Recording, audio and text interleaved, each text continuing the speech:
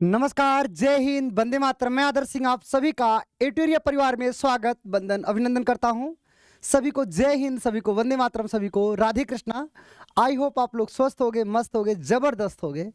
आप सबकी पढ़ाई अच्छे से चल रही है और आप लोग रीजनिंग को अच्छे लेवल से पढ़ा है आपने। खुद पे विश्वास रखे मेरे दोस्त, जीत आपकी होगी। लॉजिकल रीजनिंग आप लोग डिस्कस कर रहे हैं। लॉजिकल रीजनिंग का एक चैप्टर आपका हो चुका है, स्टेटमेंट कोर्स ऑफ एक्शन, कथन और कार्यवाहियां। जब आप एक ऑफिसर बन के कैसे सोचते हैं उसको हमने आपको करा दिया है। आज की क्लास में जो हम चैप्टर डिस्कस करने वाले हैं उसका नाम है मेरे दोस्त कथन एवं तर्क। ओके, उसका नाम है कथन एवं तर्क, स्टेटमेंट एंड आर्गुमेंट। तर्क का मतलब आप लोग क्या जानते हो? बहस, भैया बहस। और बचपन से आपको जब बहस, जैसे आप कभी बड़ों से कुछ बात होती थी, आपसे कोई बोलता था कि पढ़ लो, तो आप कहते थे, उससे बहस करने लगते थे। या कई दफा आप गलत काम जब करने लगते हो तो आप उससे तर्क करने लगते हो, बहस करने लगते हो। आप लोग कमेंट करके जरूर बताना। जी बाबू, हर टॉपिक करा दिया जाएगा, बेफिक्र रहिए। आप सभी के लिए जैसे 31 दिसंबर को सिलेबस कंप्लीट होता है, उसके 1 या 2 दिन बाद, मतलब 3 या 4 जनवरी के आसपास हम 12 घंटे की मैराथन ला रहे हैं। 12 आवर्स की मैराथन लाने जा रहे हैं मेरे दोस्त। चिंता मत करिए, कुछ भी नहीं बचेगा, सब कुछ करा देंगे। एडीओ का सिलेबस तो कब का खत्म कर दिया है, अब वो आपको पढ़ा रहे जो आपके अच्छे आ रहे हैं। खुशबू जी, माय फेवरेट सर आपकी, थैंक यू थैंक यू। चलिए, अब तर्क का मतलब आप बहस जानते हैं। आइए बहस, आप लोग एक कमेंट करिएगा, जो आपका बहस होता है वो क्या पॉजिटिव है या नेगेटिव? बहस अच्छी चीज है या खराब है? आप लोग कमेंट करके बताना कि बहस अच्छा है या खराब है। आप लोग क्या सोचते हो, एक बार कमेंट करिएगा। बाकी मैं आपको बताता हूं। आपके चैप्टर का नाम क्या है? देखो, आपके चैप्टर का नाम है कथन और तर्क। क्या नाम है? कथन एवं तर्क, स्टेटमेंट आर्गुमेंट। जो तर्क होता है आपका, ये आपका 2 प्रकार का होता है। या तो तर्क आपका पॉजिटिव होगा या तो निगेटिव होगा। मतलब या तो तर्क आपका प्रबल होगा, या तो आपका तर्क क्या होगा? दुर्बल होगा, या तो तर्क आपका क्या होगा? ठोस होगा, या तो तर्क आपका क्या होगा? कमजोर होगा। तर्क 2 ही प्रकार का होगा। जब आप तर्क करते हो तो मेरे दोस्त, तर्क के 2 ही पॉइंट होंगे, या तो तर्क आपका ठोस होगा, या तो प्रबल होगा, या तो दुर्बल होगा, या तो कमजोर होगा। अब आपके मन में विचार आ रहा, सर जो तर्क है बचपन से हमें बता दिया है, तर्क मतलब बहस, तो ये बताइए क्या बहस अच्छी चीज है या खराब चीज है? क्या बहस करना चाहिए कि नहीं करना चाहिए? बहस का मतलब आप क्या समझते हैं, जरूर बताइएगा। बोलो बोलो। आर्गुमेंट, कैसा आर्गुमेंट, अच्छा या खराब? चलो, जैसे बड़े लोग होता ना, कोई आप बात करिए तो आप कहते हैं ज्यादा बहस मत कीजिए। बोलो, ज्यादा बहस मत। अभिषेक बाबू, कमेंट पब्लिक नहीं होगा, प्राइवेट ही रहेगा, टेक्निकल टीम का निर्णय है, पवन बाबू का। चलो, एक मोटिवेशनल लाइन है, पहले इस लाइन को समझते हैं। क्या है? विश्वास एक ऐसी शक्ति है जिसकी मदद से बड़े से बड़ा काम किया जा सकता है। विश्वास के बिना छोटा सा छोटा काम भी पूरा नहीं हो सकता। मेरे दोस्त, आप खुद पर विश्वास कीजिए। आपको रीजनिंग बहुत बेहतरीन तरीके से पढ़ाया गया है, जो पढ़ाया गया वही आएगा। अभी एग्जाम का जो टाइम है आपके पास 10 से 12 दिन जो बचा है, इसमें ज्यादा से ज्यादा रिवाइज कीजिए। और आपके लिए रिवीजन के लिए मैं खुद 12 घंटे की मैराथन लाने वाला हूं। आप विश्वास कीजिए, आप बहुत बेहतर करेंगे। निश्चित रूप से आपका सिलेक्शन होने जा रहा है। चलो मेरे दोस्त, ध्यान से समझना। जैसे हमने बोला कथन और तर्क, ध्यान देना, कथन एवं तर्क। आपसे एक प्रश्न पूछा था, कथन एवं तर्क। तो तर्क को आप लोग बहस भी कहते हैं, बहस। तो बताओ, बहस अच्छी चीज है या खराब चीज है? पहले ये बताओ, बहस अच्छी चीज है या खराब चीज? मेरे दोस्त, बहस अगर, ये सिचुएशन पे डिपेंड करती है। बहस जो है सिचुएशन पे डिपेंड करती है। अगर आपके बहस से एक रिजल्ट आता हो तो बहस अच्छी मानी जाती है, लेकिन आप बहस कम किए जा रहे हैं, कोई इसका रिजल्ट नहीं है, तो वो अच्छा नहीं होता। मतलब बहस आपकी पॉजिटिव हो सकती है और आपकी निगेटिव हो सकती है। मतलब जब आप बहस करते हो, मतलब किसी चीज के बारे में, किसी विचार के बारे में, कोई भी विचारधारा हो सकती है, कोई भी विचार है, तो उससे आप क्या हो सकते हैं, सहमत हो सकते हैं, या तो आप क्या होंगे, असहमत होंगे, असहमत होंगे। अगर आप सहमत हैं तो उसके बारे में आप एविडेंस देते हैं, उसके बारे में आप अपना तर्क रखते हैं, और अगर आप असहमत होंगे तो भी तर्क रखेंगे। तो मेरे दोस्त, जो बहस है ना तो अच्छी चीज है ना तो खराब है, वो सिचुएशन पे डिपेंड करती है कि आप बहस कैसे कर रहे हैं, पॉजिटिव या निगेटिव, और आप किस प्रकार का एविडेंस दे रहे हैं, इस पे बात होगी। चलिए ध्यान देना। अब मेरे दोस्त, आप लोगों ने बचपन से मूवी देखा होगा, बचपन से आप हाई कोर्ट, सुप्रीम कोर्ट को आपने देखा है। तो जैसे जो आप किसी भी, मान लो जज के पास जाते हैं, ध्यान देना आप लोग, सवाल आपका गलत नहीं होगा, ध्यान समझना। जब आप जज के पास जाते हैं तो जज के सामने एक स्टेटमेंट आता है, और वह स्टेटमेंट एक समस्या के रूप में होता है, एक प्रॉब्लम के रूप में होता है, प्रॉब्लम के रूप में होता है। जज यहां पर बैठा हुआ है, ये देखो आज कौन है बाबू, जज है, जज यहां पर बैठा हुआ है। अब जब समस्या आएगी तो वो दो रूपे में होगी, कुछ लोग उसके समर्थन में होंगे, कुछ लोग उसके समर्थन में नहीं होंगे। जैसे किसी सरकार को आप देख लीजिए, जब आप किसी सरकार के मुद्दे की बात करते हैं या हमारी विचारधाराओं की बात करते हैं, तो जरूरी नहीं हमारी विचारधाराओं से हर कोई सहमत हो, कुछ लोग सहमत होंगे, कुछ लोग नहीं सहमत होंगे। अब मेरे दोस्त, अगर आप मेरे से सहमत हैं तो उसके लाभ बताइए, उससे क्या फायदे हैं और क्यों बताइए, मतलब इसके पीछे का पूरा तर्क दीजिए। मतलब ये नहीं जैसे हमने आपसे बोल दिया, ध्यान देना, जैसे हमने आपसे बोल दिया, पहला प्रश्न कथन के रूप में हमने आपको बोला कि क्या भारत को, ध्यान देना, क्या भारत को हिंदू राष्ट्र घोषित किया जाना चाहिए। हमने आपसे एक प्रश्न पूछा, एक स्टेटमेंट दिया कि क्या भारत को हिंदू राष्ट्र घोषित किया जाना चाहिए, यह आपका कथन था, और आपने तर्क दिया। पहला तर्क आपने दिया, फिर आपने दूसरा तर्क दिया। पहला तर्क आपने दिया, हां क्यों नहीं, देखो, हां क्यों नहीं, क्यों नहीं। फिर देखो, फिर आपने कहा नहीं, नहीं करना चाहिए, नहीं करना चाहिए। ध्यान देना, नहीं करना चाहिए। ध्यान देना डियर, हमने आपसे पूछा क्या भारत को हिंदू राष्ट्र घोषित किया जाना चाहिए, आप कह रहे हां क्यों नहीं। तो भैया जब हां क्यों नहीं आप इसका समर्थन कर रहे हैं, तो इसके बारे में आपको कथन को आपने रिपीट कर दिया। ध्यान देना, आपने कथन को रिपीट कर दिया। बच्चे जो है वो करा दिया जाएगा, टेंशन मत लो। हाँ क्यों नहीं मतलब एक कथन को रिपीट कर दिया गया, मतलब इसमें कोई एविडेंस दिया ही नहीं, ये तर्क गलत हो जाएगा। मतलब क्यों किया जाना चाहिए, क्या प्रश्न उठा क्या? अगर हिंदू राष्ट्र घोषित किया जाना चाहिए तो उसके लाभ के बारे में बताओ कि क्यों किया जाना चाहिए, और अगर नहीं किया जाना चाहिए तो आप फिर बताओ क्यों नहीं किया जाना चाहिए।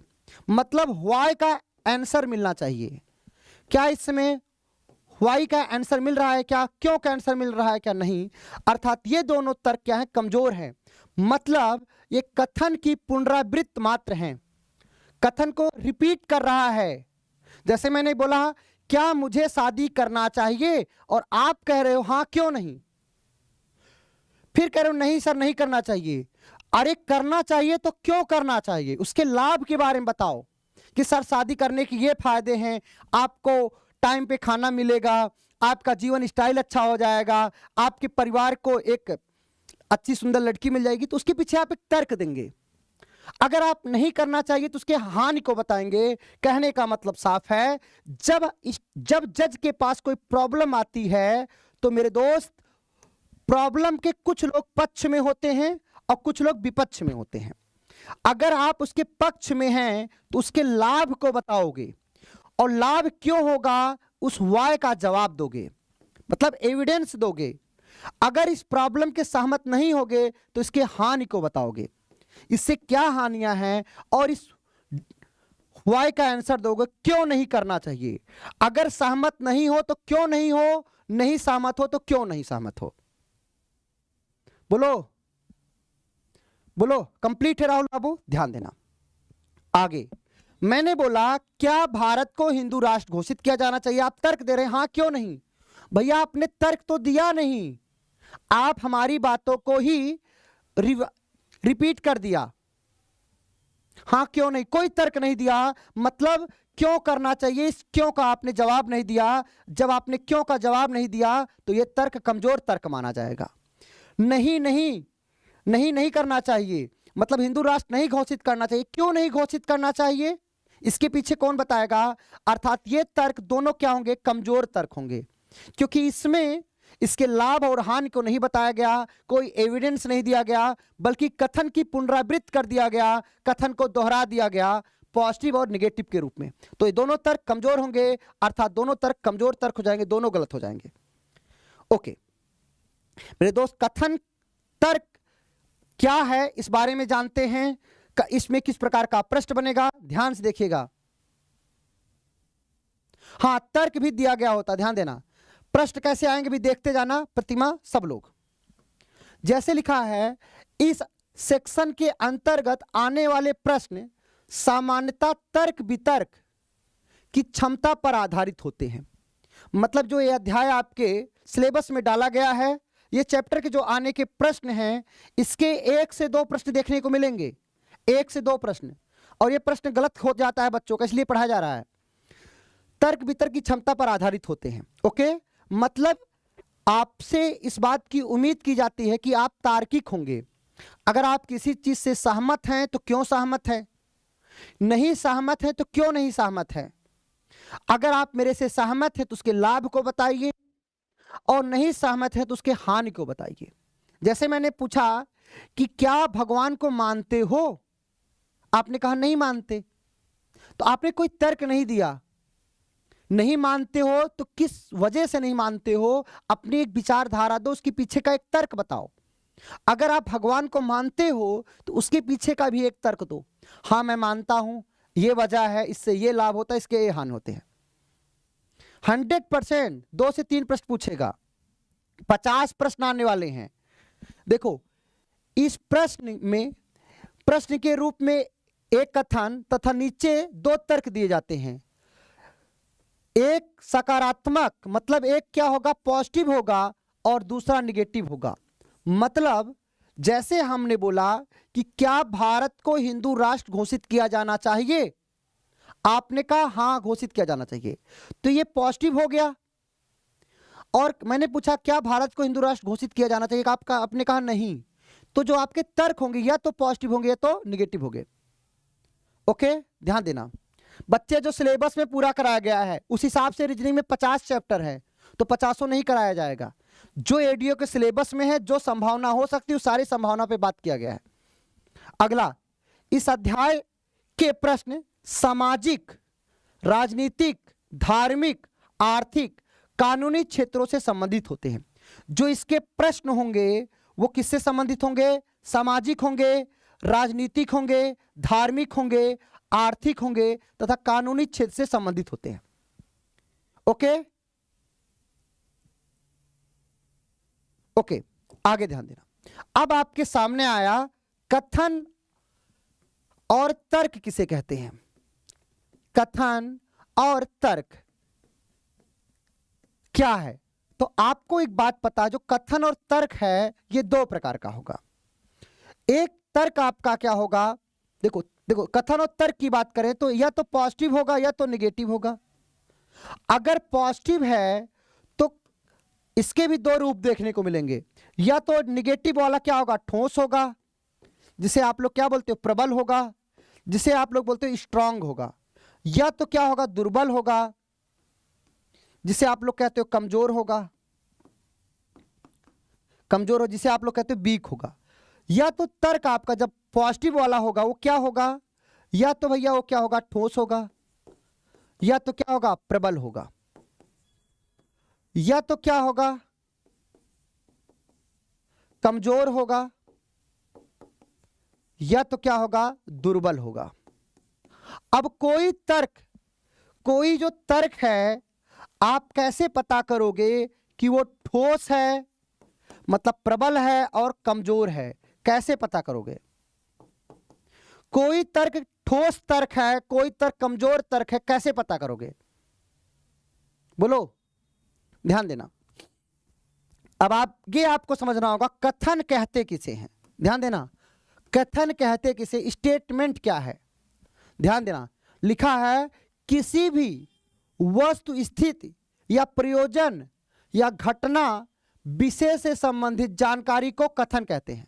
ध्यान देना, किसी भी वस्तु, स्थिति या प्रयोजन या घटना या स्थिति से संबंधित जानकारी को कथन कहते हैं। ओके, तर्क क्या है? तर्क समझिएगा, तर्क किसे कहते हैं? कथन क्या है, समझ में आया? कथन किसे कहते हैं बाबू? किसी भी वस्तु, स्थिति या प्रयोजन, घटना या विषय से संबंधित जानकारी को क्या बोलते हैं? तर्क बोलते हैं। थैंक यू राहुल बाबू। फिर देखिए, आर्गुमेंट मतलब तर्क किसे कहेंगे? कथन की प्रासंगिकता, कथन की प्रासंगिकता या अप्रासंगिकता सिद्ध करने हेतु पक्ष या विपक्ष में दिया गया विचार तर्क कहलाता है। जैसे हमने आपसे क्या बोला कि क्या भारत को हिंदू राष्ट्र घोषित किया जाना चाहिए, मैंने एक स्टेटमेंट दिया। अब इस स्टेटमेंट में के बाद हमारे द्वारा दो तर्क दिया जाएगा, या तो हां या तो नहीं।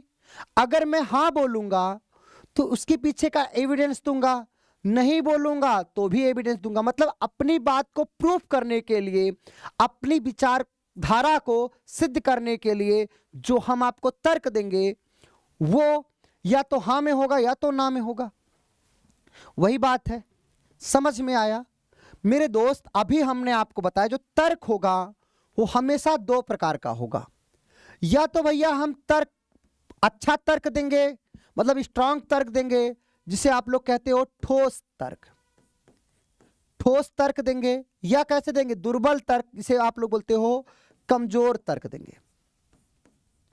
अब आपके मन में विचार आ रहा होगा, सर कौन सा तर्क ठोस है या कौन सा तर्क कमजोर है?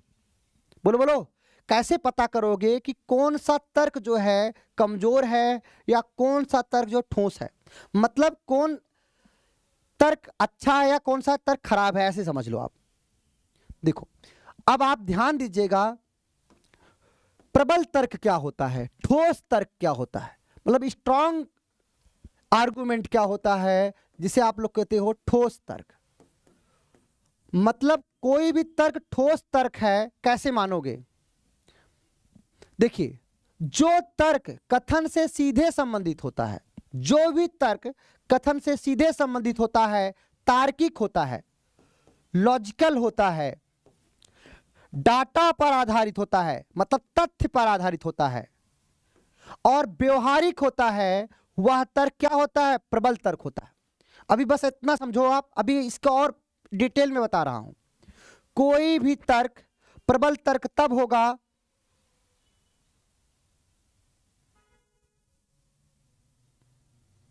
बहुत बढ़िया।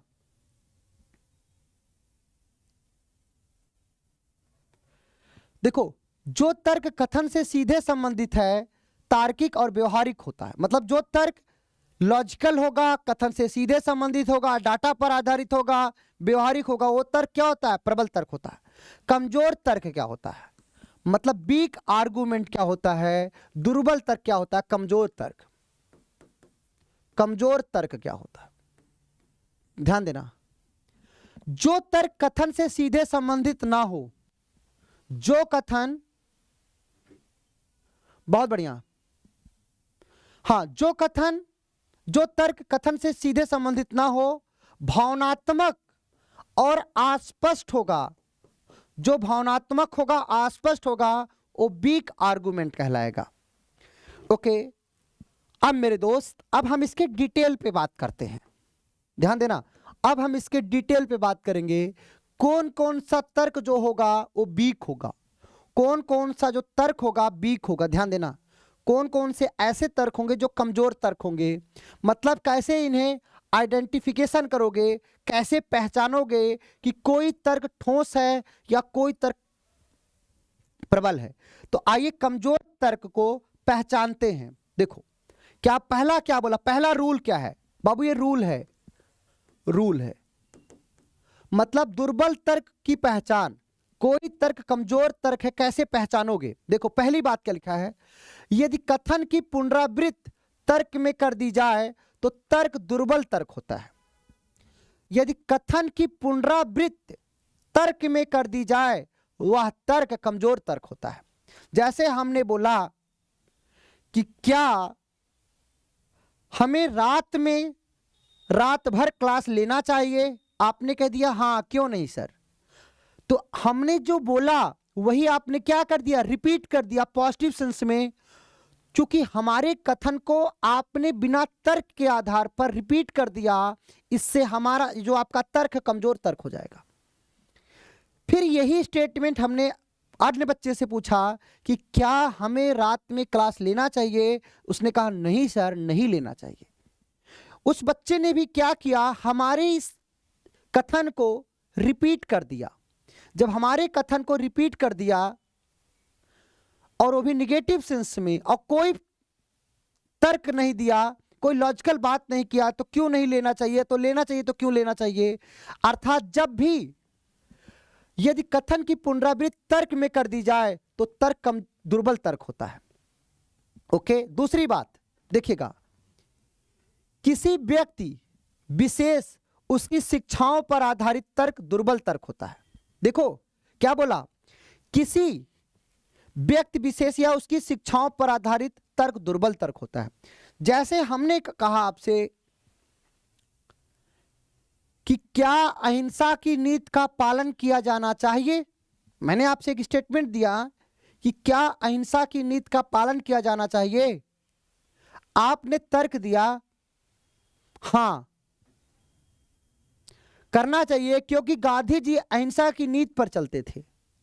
जब आप किसी व्यक्ति या किसी महान व्यक्ति की पुरानी बातों से तुलना करते हैं तो वह तर्क कमजोर तर्क होता है कि गांधी जी ने ऐसा किया तो आदर्श सर ऐसा कर लें, या कोई अलग व्यक्ति ऐसा कर ले। मतलब आप कह सकते हो किसी व्यक्ति विशेष उसकी शिक्षाओं पर आधारित तर्क दुर्बल तर्क होता है। मतलब जब किसी व्यक्ति विशेष से आप तुलना कर दोगे, चाहे उसकी शिक्षाओं से, चाहे उसकी विचारधाराओं से, चाहे किसी किताब के मुद्दे से, तो वह तर्क कमजोर तर्क होता है। तीसरी बात, किसी व्यक्ति धारणा या अखबार नेता की बात पर आधारित तर्क दुर्बल तर्क होता है। जैसे हमने बोला कि क्या हमें शादी करना चाहिए कि नहीं करना चाहिए, आपने कहा राहुल गांधी ने नहीं किया है, मोदी जी ने शादी नहीं किया है, योगी जी ने शादी नहीं किया है, आप भी मत करो। तो यह तर्क क्या होगा, कमजोर होगा, क्योंकि किसी व्यक्ति विशेष के आधार पे जो दिया गया तर्क होता है वह तर्क कमजोर तर्क होता है। वही दूसरी बात थी, किसी व्यक्ति विशेष उसकी शिक्षाओं पर आधारित तर्क दुर्बल तर्क होता है। तीसरा बात क्या है, किसी व्यक्ति धारणा अखबार नेताजी की बात पर आधारित तर्क दुर्बल तर्क होता है। जैसे कोई भी तर्क धारणा पर आधारित है, मान्यता पर आधारित है, किसी अखबार की कटिंग पर आधारित है, तो ऐसे जो तर्क होंगे कमजोर तर्क होंगे। अगला, अगर आपके तर्क में केवल शब्द आ गया या सिर्फ शब्द आ गया, एकमात्र शब्द होने पर तर्क दुर्बल तर्क होता है। अगर आपके तर्क में मेरे दोस्त क्या-क्या शब्द आ गए, आपके तर्क में आ गया ओनली, या आ गया सिर्फ, या एक मात्र जैसे शब्द आ जाएंगे, वह तर्क कमजोर तर्क होता है। कमजोर तर्क होता है। आपको कमजोर तर्क के बारे में 4 नियम बताया हूं, दिमाग में घुसा कि नहीं घुसा? बोलो। मतलब किसी व्यक्ति विशेष से तुलना नहीं करना है कि उसने ऐसा किया तो हम भी करें, तो वो तर्क कमजोर तर्क होगा। कंप्लीट है? चारों तर्क कंप्लीट हो गए? आ जाओ। किसी नेता की विचार पर आधारित दिया गया तर्क कमजोर तर्क होता है। बाबू मैंने क्या बताया? यदि कथन की पुनरावृत्ति तर्क में कर दी जाए तो तर्क कमजोर तर्क होता है। मतलब कथन को ही रिपीट कर दिया जाए, चाहे पॉजिटिव या निगेटिव, बिना किसी फैक्ट का, तो क्या होगा? तर्क कमजोर तर्क होगा। आ जाओ अगला, वीक आर्गुमेंट। मतलब कैसे आइडेंटिफाई करोगे? इसमें जो 5वां रूल है, जादू, रहस्य, चमत्कार या भावना पर आधारित तर्क दुर्बल तर्क होता है। कोई भी तर्क मेरे दोस्त अगर आपके जादू, रहस्य, चमत्कार या भावना पर आधारित है, वह तर्क कमजोर तर्क होता है। फिर छठा नियम क्या है? यदि तर्क भ्रम सूचक, यदि आपका जो तर्क है भ्रम सूचक या तुलनात्मक है, अगर आपका तर्क तुलना पर आधारित है, जैसे हमने बोला कि क्या रिया को शादी करना चाहिए, और किसी बच्चे ने तर्क दिया कि हां पवन की शादी हो गई है तो रिया को शादी करना चाहिए, तो यह तर्क कमजोर हो जाए, क्योंकि रिया की तुलना पवन से कर दी गई या रिया की तुलना प्रियंका से कर दी गई। तो जब भी आप तर्क करें तो किसी से कंपेयर ना करें।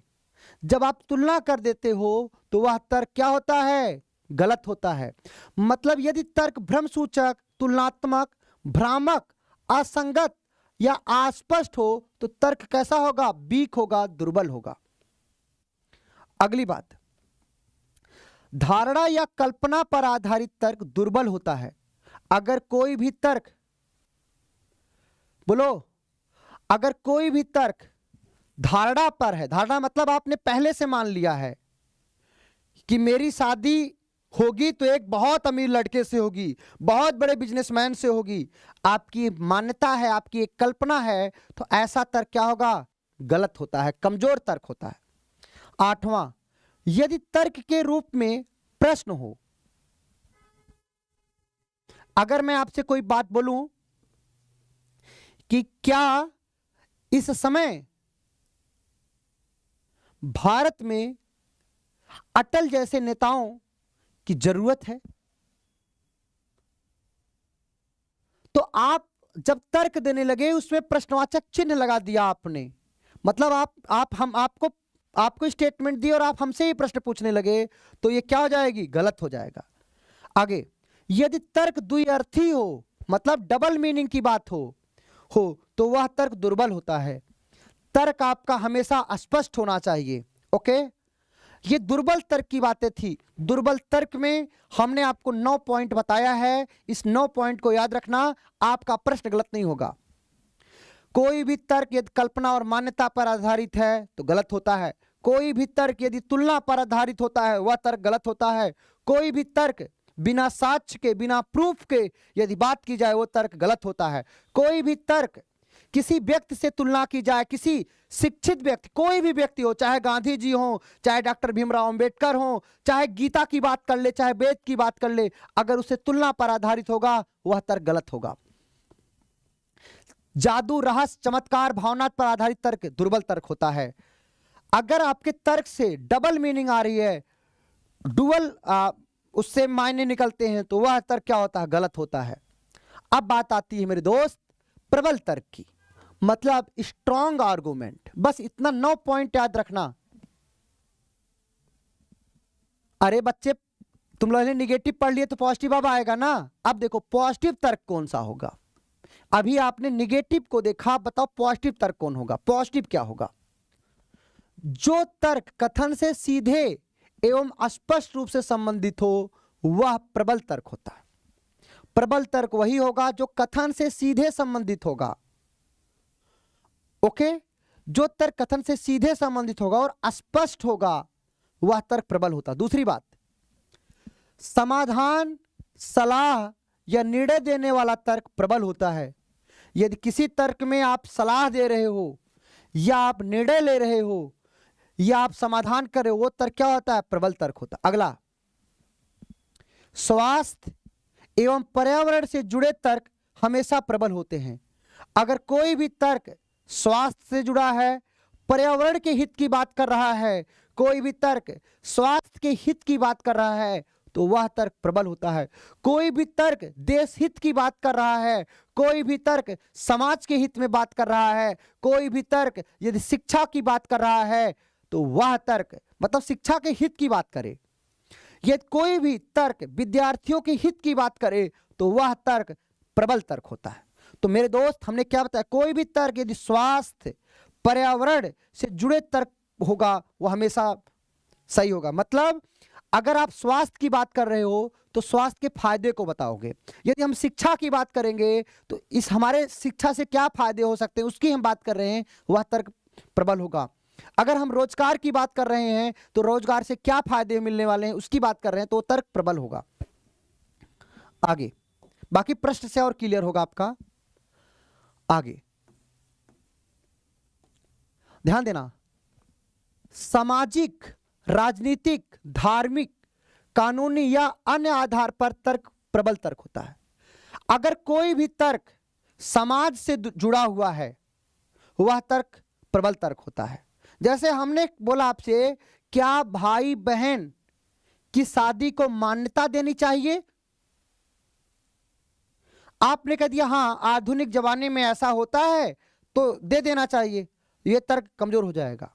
लेकिन अगर आपने ये दे दिया नहीं, यह हमारे सामाजिक रीति रिवाज का एक हिस्सा है, इससे हमारे समाज में एक प्रभाव पड़ता है, इससे लोगों की भावना पर ठोस पहुंचेगा और वर्षों से चल रही परंपरा इससे निश्चित रूप से खराब होगी, तो ऐसा जो तर्क होता है वो तर्क प्रबल होता है। मतलब सामाजिक, राजनीतिक, धार्मिक या कानूनी अन्य आधार पर जो दिया गया तर्क होता है वो क्या होता है? प्रबल तर्क होता है। अगली बात, अगला आ जाओ काव्यानिधि। उदारीकरण, वैश्वीकरण, निजीकरण से जुड़े सकारात्मक तर्क प्रबल होते हैं। कोई भी तर्क यदि उदारीकरण से है, वैश्वीकरण से है या निजीकरण से सकारात्मक है, वो तर्क क्या होगा? प्रबल होगा। अगर कोई भी तर्क सत्य पर आधारित है, कोई भी तर्क सत्य पर आधारित है, कोई भी तर्क एक्सपीरियंस पर आधारित है, याद रखना, कोई भी तर्क सत्य पर आधारित है, कोई भी तर्क एक्सपीरियंस पर आधारित है, वह तर्क क्या होता है? प्रबल तर्क होता है। तो मेरे दोस्त, हमने आपको क्या बताया? आपका जो आर्गुमेंट होगा, जो आपका आर्गुमेंट होगा वो दो प्रकार का होगा, या तो स्ट्रांग होगा या तो वीक होगा। अब आपको मैंने बताया स्ट्रांग क्या होता है, स्ट्रांग आर्गुमेंट क्या होता है। जो तर्क कथन से सीधे संबंधित होते हैं, तार्किक एवं व्यवहारिक होते हैं, वो आपके स्ट्रांग होते हैं। हमने आपको वीक आर्गुमेंट के बारे में बताया, जो तर्क कथन से सीधे संबंधित ना हो, भावनात्मक और अस्पष्ट होंगे, वो दुर्बल तर्क होंगे। फिर हमने आपको पहचान करना बताया कि दुर्बल तर्क की कैसे पहचान करोगे। फिर हमने आपको बताया कि दुर्बल तर्क की पहचान कैसे करोगे, 9 पॉइंट को बताया, अच्छे से समझाया। फिर आपको प्रबल तर्क के बारे में बताया, मतलब स्ट्रांग आर्गुमेंट के बारे में बताया और इसके पॉइंट को अच्छे से समझाया। अब मेरे दोस्त, जैसे एक आपका सवाल है, ध्यान देना, एक आपका सवाल है कॉन्सेप्ट ऑफ रिपीटेशन।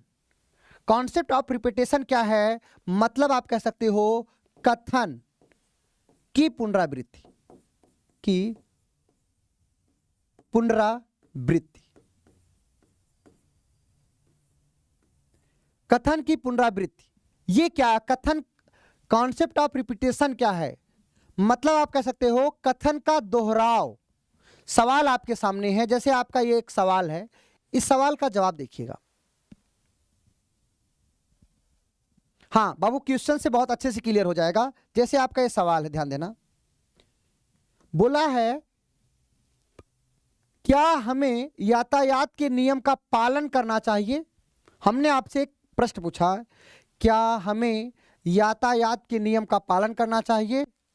आपने कहा हाँ, ध्यान देना, आप उससे सहमत हैं, कह रहे हाँ हमें यातायात के नियम का पालन करना चाहिए।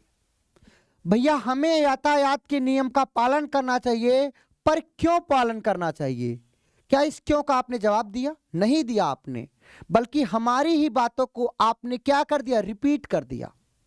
मैंने आपसे पूछा कि क्या पवन जी को शादी करना चाहिए? आपने कह दिया हाँ करना चाहिए। अरे भैया पवन जी को शादी क्यों करना चाहिए? क्यों का आप जवाब नहीं दे रहे हो। जब क्यों का जवाब नहीं दे रहे हो तो ऐसा तर्क गलत होता है। मतलब ये क्या है? कॉन्सेप्ट ऑफ रिपीटेशन है। मतलब कथन को आपने दोहरा दिया, बल्कि आप इसके बारे में कुछ बता नहीं रहे हो, इसके लाभ के बारे में कुछ नहीं बता रहे हो। ये तर्क क्या होगा? कमजोर होगा। ये तर्क आपका गलत हो जाएगा। कह रहा नहीं, क्योंकि यह कभी कभी असंवैधानिक हो सकती है। भैया एक बात बताओ, कोई भी तर्क यदि देश के खिलाफ होगा, कानून के खिलाफ होगा, कानून के खिलाफ होगा, मतलब आपके द्वारा दिया गया तर्क, ध्यान देना बाबू, प्रतिमा, आपको दिया, आपके द्वारा दिया गया जो तर्क होगा देश के कानून व्यवस्था के खिलाफ नहीं हो सकता। मतलब सरकार के आप विरोध नहीं कर सकते हैं, हमेशा याद रखना। ये कह रहा है क्योंकि यह कभी कभी असंवैधानिक हो सकता है। तो ऐसा जब आप सरकार को अपोज करते हो, याद रखना, जब आप सरकार को अपोज करते हो तो ऐसा जो तर्क होता है वो तर्क क्या होता है? कमजोर होता है। सरकार को आप अपोज नहीं कर सकते हो, मतलब सरकार के खिलाफ दिया गया जो तर्क होता है वो कमजोर होता है। मतलब हमारे संविधान के खिलाफ दिया गया जो तर्क होता है वो कमजोर होता है। हमारे देश के खिलाफ जो दिया गया तर्क होता है कमजोर होता है। ये दोनों तर्क कमजोर होंगे, अर्थात इसका आंसर होगा D for dog. D for dog. बोलो कंप्लीट है। अगला, अगला सवाल हमने आपसे पूछा, कथन आपको दे दिया कि क्या हमें अहिंसा का पालन करना चाहिए? करना चाहिए। आपने तर्क दिया, तर्क आपने फर्स्ट दिया। आपने कहा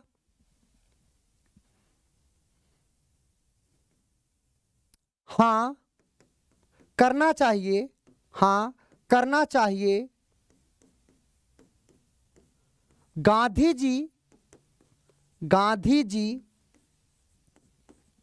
जी अहिंसा का पालन करते थे।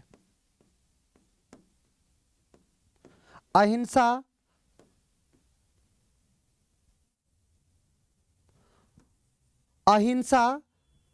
का पालन करते थे, पालन करते थे। दूसरा आपने तर्क दिया, पहला ये तर्क था, दूसरा आपने तर्क दिया नहीं, भगत सिंह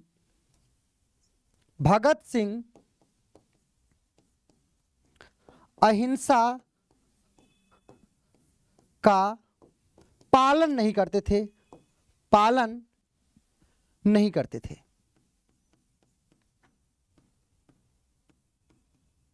बताओ कौन सा तर्क मजबूत होगा? बताओ इसमें क्या होगा? क्या दोनों तर्क मजबूत हैं कि दोनों गलत? बताओ क्या होगा? हमने पूछा क्या हमें अहिंसा, हमने क्या पूछा? क्या हमें अहिंसा, क्या हमें अहिंसा का पालन करना चाहिए? एक बच्चे ने तर्क दिया हां करना चाहिए, गांधी जी अहिंसा का पालन करते थे। बाबू किसी व्यक्ति विशेष की विचारधारा के आधार पर या किसी भी व्यक्ति ने जो किया वही तुम करोगे, वह तर्क कमजोर तर्क होता है। या नहीं भगत सिंह अहिंसा का पालन नहीं करते थे तो वे भी तर्क कमजोर तर्क होता है। मतलब किसी व्यक्ति विशेष या किसी किताब, चाहे वो धार्मिक हो, कुछ भी, उस आधार पे जो दिया गया तर्क होता है वो कमजोर तर्क होता है। गांधी जी ऐसा करते थे तो मुझे ऐसा करना चाहिए था, नेहरू जी ऐसा करते थे तो मुझे ऐसा करना चाहिए था, मोदी जी चाय बनाते थे तो मुझे चाय बनाना चाहिए, योगी जी संत बन गए तो हमें संत बन जाना चाहिए, राहुल गांधी ने शादी नहीं किया तो हमें शादी नहीं करना चाहिए।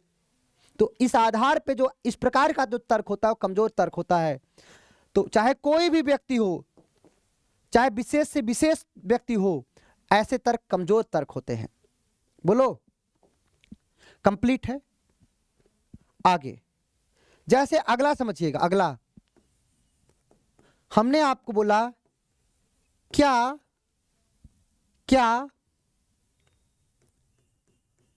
राहुल गांधी को, क्या राहुल, ध्यान देना, क्या राहुल गांधी को शादी करना चाहिए? मैंने आपसे प्रश्न पूछा, क्या राहुल गांधी को शादी करना चाहिए? आपने तर्क दिया, तर्क फर्स्ट आपने दिया, पहला, फिर दूसरा। आपने तर्क फर्स्ट क्या दिया? हाँ, जरूर करना चाहिए, जरूर करना चाहिए। फिर आप करें नहीं,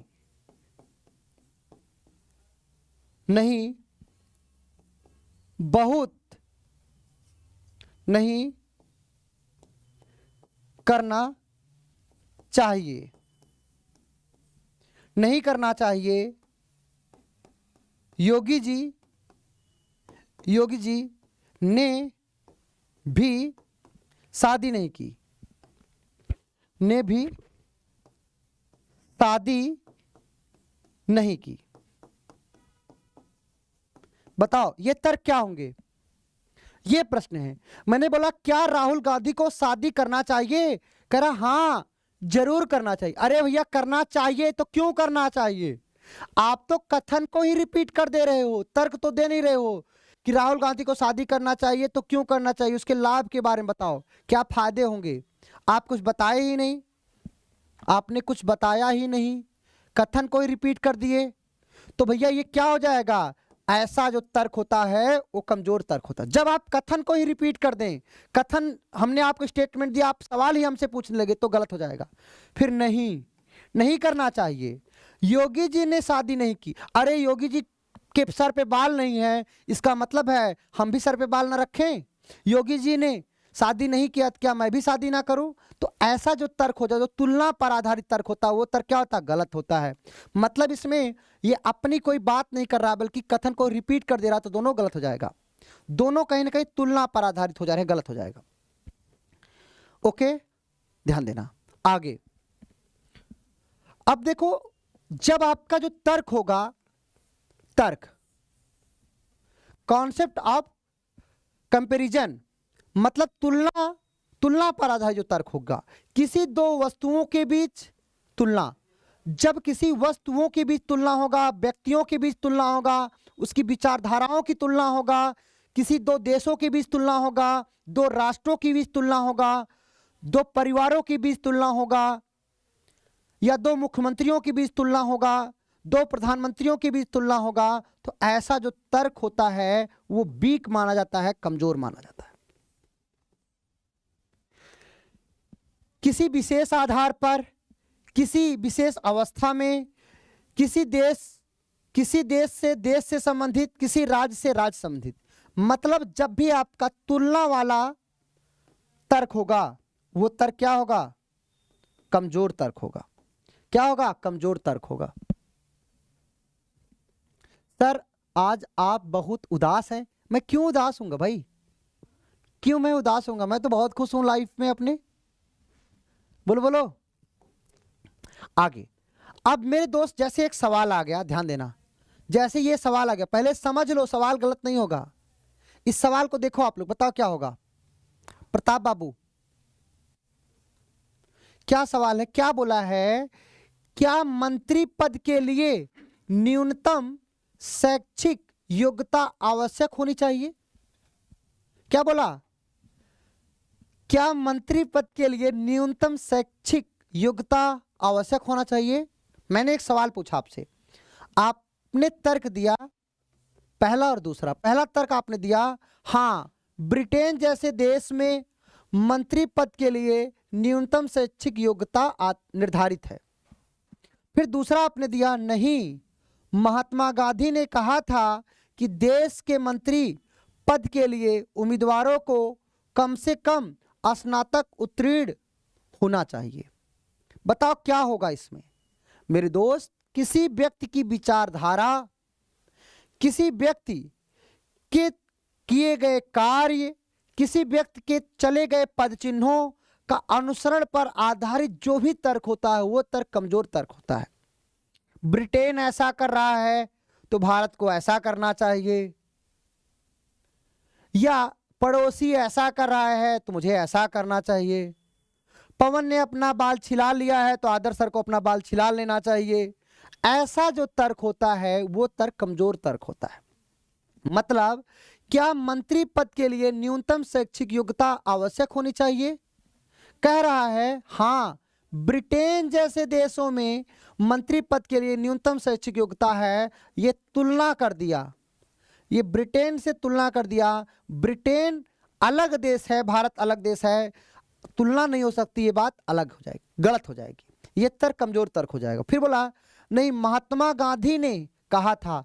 ये महात्मा गांधी ये विशेष व्यक्ति का, ये विशेष व्यक्ति के विचार पर आधारित, के विचार पर आधारित तर्क है, तो ऐसा तर्क भी क्या होता है? कमजोर होता है।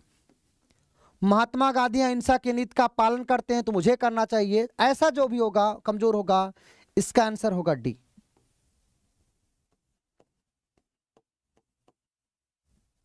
कंप्लीट है? पहले बताओ। अब मैंने एक सवाल आपसे पूछा, ध्यान देना। अगला मैंने पूछा क्या भारत में वृक्षों की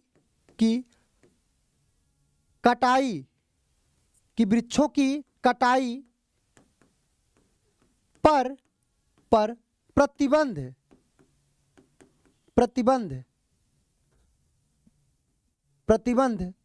लगा देना चाहिए, लगा देना चाहिए।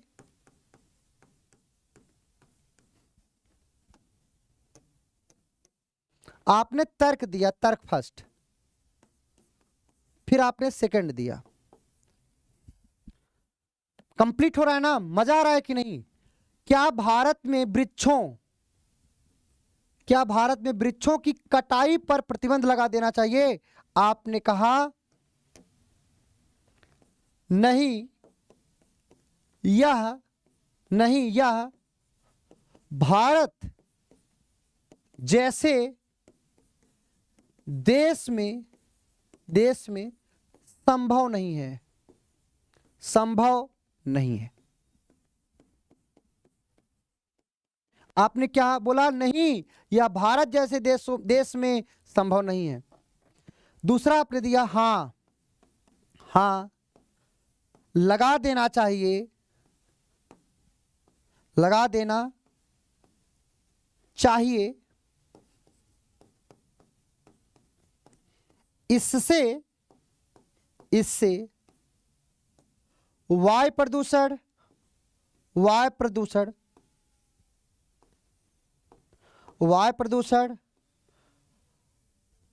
और मृदा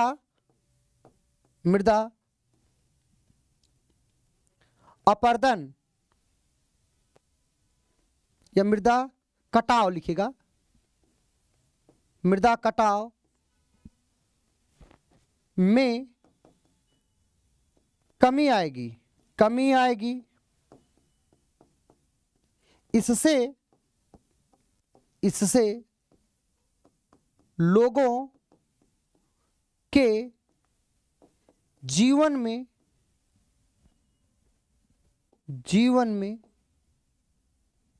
शुद्ध हवा में वृद्धि होगी। बताओ किस तर्क के साथ जाओगे आप? बताओ किस तर्क के साथ जाओगे? मैंने बोला क्या भारत में वृक्षों की कटाई पर प्रतिबंध लगा देना चाहिए, आप कह रहे नहीं, या भारत जैसे देश में संभव नहीं है। भैया भारत जैसे देश में संभव नहीं है तो क्यों संभव नहीं है? अगर संभव नहीं है तो आपने क्या क्यों का आंसर दिया कि नहीं दिया? बोलो बोलो। भारत जैसे देश में संभव नहीं है तो क्यों संभव नहीं है, आप इसकी बात नहीं कर रहे हो, क्यों का आंसर नहीं आ रहा, आप तर्क पे बात नहीं कर रहे हो, तो ये आपका तर्क अस्पष्ट है, अस्पष्ट है। और अस्पष्ट तर्क क्या होता है? गलत होता है, कमजोर होता है। दूसरा तर्क सही है। क्यों? क्योंकि हाँ लगा देना चाहिए, इससे वायु प्रदूषण और मृदा कटाव में कमी आएगी, एकदम सही है। इससे लोगों के जीवन में शुद्ध हवा में वृद्धि होगी। ये तर्क तार्किक है, सच्चाई पे बात कर रहा है, तो इसमें आंसर क्या होगा? बी फॉर बॉय होगा। अब आपकी स्क्रीन पर पहला सवाल है, आंसर करो। आपकी स्क्रीन पर पहला सवाल है, इस सवाल का आंसर करो। इतना समझ लिए हो, आपका सवाल गलत नहीं होगा, आप लोग आंसर करना। क्या कारों पर टैक्स को बढ़ाया जाना चाहिए? मैंने आपसे पूछा कि जो कार होते हैं, कार, क्या उन पर टैक्सों को बढ़ाया जाना चाहिए? क्या कारों पर टैक्स को और बढ़ाया जाना चाहिए? आप हां के साथ जा रहे हो, ना के साथ जा रहे हो? बताओ क्या सही होगा? पहला दूसरा, आंसर करो सब लोग। कंप्लीट है? प्रतिमा बच्ची ध्यान देना, पहले का आंसर क्या होगा? हमने पूछा, क्या पूछा आपसे कि क्या कारों पर टैक्स को और बढ़ाया जाना चाहिए? आप कह रहे हैं हां, कारें अत्यधिक विलासिता की वस्तु हैं और अमीर लोग ही उन्हें खरीदते हैं। भैया अमीर लोग जो खरीदते हैं, क्या उस पर टैक्स बढ़ा दोगे क्या? या जो चीजें विलासिता की चीजें हैं, क्या उस पर टैक्स बढ़ाना सही है? क्या ये व्यवहारिक है? क्या नहीं, ये मेरे दोस्त व्यवहारिक नहीं है। और ये एक वर्ग की बात कर रहा है कि अमीर लोग ही कार खरीदते, इस पर कार टैक्स बढ़ा दीजिए। ऐसा भेदभाव द्वारा दिया गया जो तर्क होता है, कमजोर तर्क होता है। तो पहला तर्क कमजोर हो जाएगा। क्यों? क्योंकि कह रहा है कि ये विलासिता की वस्तु होती है, इसलिए बढ़ा देना चाहिए। इसलिए बढ़ा देना चाहिए कि अमीर लोग इसे खरीदते हैं, तो अमीर लोग जो जो चीजें खरीदेंगे उस पर आप कर बढ़ा दोगे। तर्क सही है क्या? नहीं सही है, ये एकदम गलत है, व्यवहारिक नहीं है। पहला गलत। दूसरा, नहीं, कार तो आजकल हर कोई खरीद लेता है। कह रहा आजकल हर कोई खरीद लेता है, इसलिए आप बढ़ा दीजिए। नहीं, कह रहा क्या कारों के टैक्स को बढ़ाया जाना चाहिए? कह रहा नहीं, कार तो आजकल हर कोई खरीद लेता है। भैया हर कोई खरीद लेता है, इसलिए आप नहीं बढ़ाओगे क्या? मतलब जिस चीज को हर कोई खरीद लेगा, क्या उस पर टैक्स नहीं बढ़ाओगे क्या? ये भी तर्क गलत हो जाएगा। अर्थात तर्क जो दोनों दिया गया है व्यवहारिक नहीं है, ये सही नहीं है, अलॉजिकल है। तो मेरे दोस्त इसका आंसर होगा बी फॉर बॉय। क्या आंसर हो जाएगा? दोनों गलत हैं। क्यों गलत है समझ में आया? आ जाओ दूसरे, पहले के बाद दूसरे नंबर का सवाल। दूसरे नंबर का सवाल, एकदम ऐसे सवाल छपेंगे बाबू, लिख लो, ऐसे सवाल छपेंगे, गलत मत करना। इस सवाल का जवाब दो। बहुत बढ़िया, सबका सही है। क्या शराब पीने पर प्रतिबंध लगा देना चाहिए? एक सवाल आपसे पूछता हूं, क्या शराब पीने पर प्रतिबंध लगा देना चाहिए? आप कुछ लोग कहोगे हाँ, कुछ लोग कहोगे ना। हाँ तो क्यों, ना तो ना क्यों, दोनों पे तर्क दीजिए। बताओ पहला और दूसरा। बहुत बढ़िया, क्या बोला है? हाँ, चिकित्सकीय रूप से यह साबित हो चुका है कि शराब पीने से बीमारियां होती हैं जिससे जल्दी मौत हो जाती है। पहला तर्क। दूसरा, कह रहा नहीं, अर्थव्यवस्था को झटका लग सकता है। बताओ इसमें क्या होगा? अर्थव्यवस्था को झटका लग सकता है, बताओ इसमें क्या होगा? सब लोग आंसर करना। दोनों सही हैं।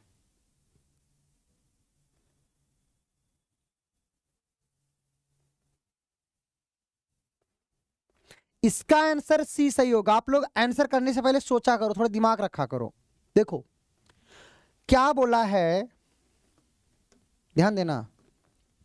क्या शराब पीने पर प्रतिबंध लगा देना चाहिए? कह रहा हाँ, मतलब इसके सहमति दर्ज कर रहा कि हाँ लगा देना चाहिए, क्योंकि चिकित्सीय रूप से यह साबित हो चुका है कि शराब पीने से बीमारियां होती हैं जिससे जल्दी मौत होती है। मतलब ये सच्चाई पर आधारित है, ये फैक्ट पर आधारित है।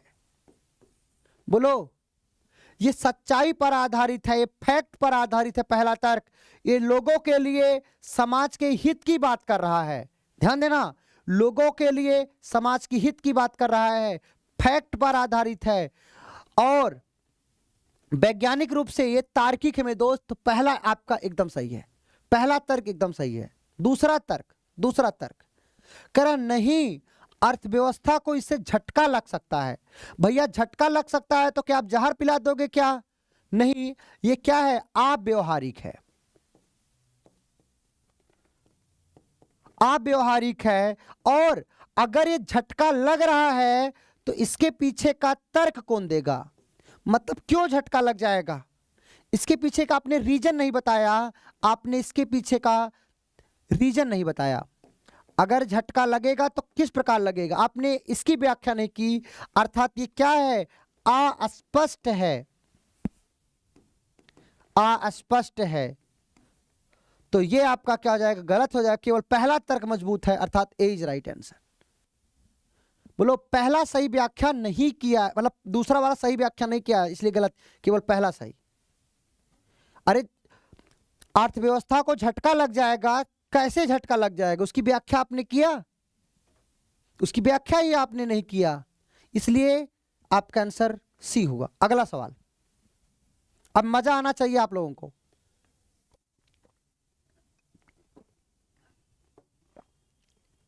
बहुत बढ़िया काव्यानिधि। अगला सवाल, तीसरा नंबर, क्या लिखा है?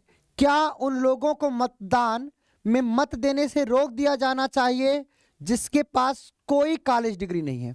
मैंने आपसे प्रश्न पूछा, क्या उन लोगों को मतदान में मत देने से रोक दिया जाना चाहिए जिनके पास कोई कॉलेज डिग्री नहीं है? आपके पास दो तर्क हैं, एक हां और एक नहीं। बताओ क्या होगा? चलिए,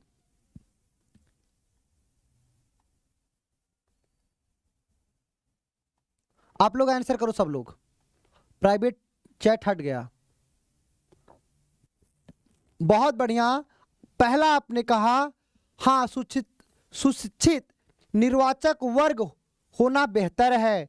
मतलब ये हमारे कानून की, ध्यान देना, ये हमारे कानून के विरोध की बात कर रहा है, ये संवैधानिक तथ्यों के विरोध की बात कर रहा है, ये संवैधानिक के खिलाफ है, हमारे संविधान के खिलाफ है।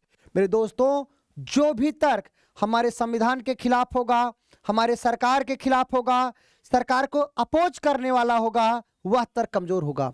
और ये जो तर्क है व्यवहारिक नहीं है, व्यवहारिक नहीं है, इस वजह से गलत है। कह रहा है क्या उन लोगों को मतदान में मत देने से रोक दिया जाना चाहिए जिनके पास कोई कॉलेज डिग्री नहीं है? कह रहा हाँ, सुशिक्षित निर्वाचक वर्ग होना बेहतर होगा। अरे बेहतर होगा तो कैसे बेहतर होगा, उसकी व्याख्या कौन करेगा? क्या हमारा संविधान इस बात की व्याख्या करता है? तो नहीं करता। बोलो बोलो, तो ये आपका गलत हो जाएगा। बाबू कर दिया गया, आप लोग अच्छे से करो। अगला, दूसरा, नहीं, जानकारी प्राप्त निर्वाचक वर्ग आवश्यक होता है और जरूरी नहीं कि कॉलेज की डिग्री प्राप्त लोगों को ही जानकारी होती हो, और जानकारी साझा करने के लिए बुनियादी शिक्षा पर्याप्त होती है। बहुत बढ़िया। ये जो तर्क दिया गया है वो इसकी बात सहमति नहीं दर्ज करता और एकदम ये व्यवहारिक है और ये सत्य पर आधारित है, मतलब ये फैक्ट पर आधारित है। और जो तथ्य, जो तर्क फैक्ट पर आधारित होगा वह तर्क सही होता है, अर्थात दूसरा सही है। सी इज राइट आंसर। बोलो बोलो, सी इज राइट आंसर। आश्रुति सिंह आप कुछ कह रही हैं? बोलो।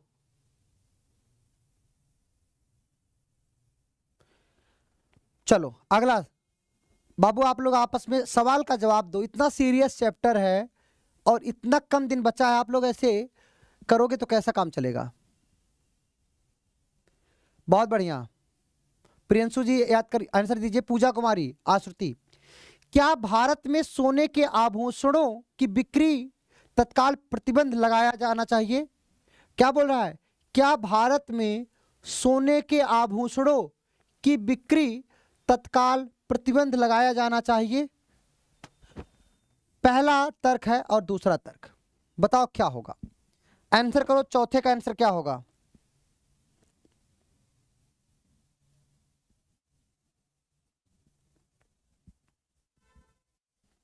पहला तर्क, दूसरा तर्क, बताओ चौथे का आंसर क्या होगा? बहुत बढ़िया, चौथे का आंसर, बहुत बढ़िया। जितने बच्चों ने डी आंसर दिया एकदम सही है, ध्यान देना। कह रहा है, जैसे हमने आपसे पूछा क्या भारत में सोने के आभूषण की बिक्री तत्काल प्रतिबंध लगाया जाना चाहिए, कह रहा हाँ, सरकारी खजाने में मौजूद सोना देश की अर्थव्यवस्था में मदद कर सकता है। मतलब देश की अर्थव्यवस्था में मदद कर सकता है, इसके लिए आप प्रतिबंध लगा देंगे। ये लॉजिकल है, ये व्यवहारिक है क्या? बताओ, क्या ये व्यवहारिक तर्क है क्या? क्या ये तर्क लॉजिकली है? नहीं, आप तुरंत कहो गलत है। अर्थव्यवस्था को मजबूत करने के कई अन्य साधन हैं, जरूरी नहीं है कि आप सोने पर प्रतिबंध लगा दो। अर्थव्यवस्था को अलग तरीके से समझाया जा सकता है, अलग तरीके से बढ़ाया जा सकता है। जरूरी है क्या सोना पर प्रतिबंध लगाना? पहला तर्क अव्यवहारिक हो जाए, गलत हो जाए। दूसरा, नहीं, भारतीय पारंपरिक रूप से आभूषण पहनते हैं और सदियों पुरानी परंपरा को अचानक बंद नहीं किया जा सकता। यस, जो हमारी सदियों से चली आ रही परंपरा है, आप देखते होंगे शादी विवाह में चाहे सोना 1 ग्राम ही मिले लेकिन मिलता है, मतलब हमारे परंपरा का हिस्सा है, हमारे जीवन का हिस्सा है, हमारी धार्मिकता की बात है। जो ऐसे तर्क होते हैं वो तर्क मजबूत तर्क होते हैं, क्योंकि ये व्यवहारिकता की बात करता है, ये सच्चाई पर बात कर रहा है, ये हमारी देश के हित में बात कर रहा है, समाज के हित की बात कर रहा है। तो निश्चित रूप से तर्क सेकंड मजबूत होता है। बोलो, डी आंसर हो जाएगा।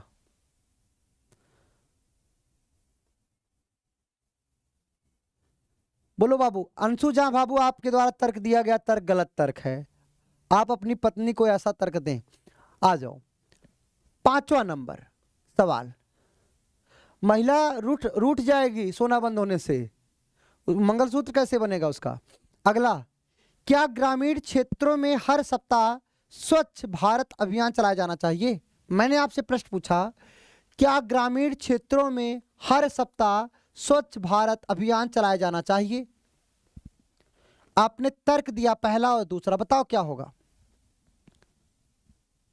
बहुत बढ़िया, अनुपमा कुमारी राय, नहीं, इसमें अधिक पैसे खर्च होंगे। हाँ, ग्रामीण इलाकों में लोग ऐसी परियोजनाओं और घटनाओं से अनजान हैं, इसलिए उन्हें सूचित किया जाना चाहिए। बताओ कौन सा तर्क मजबूत होगा?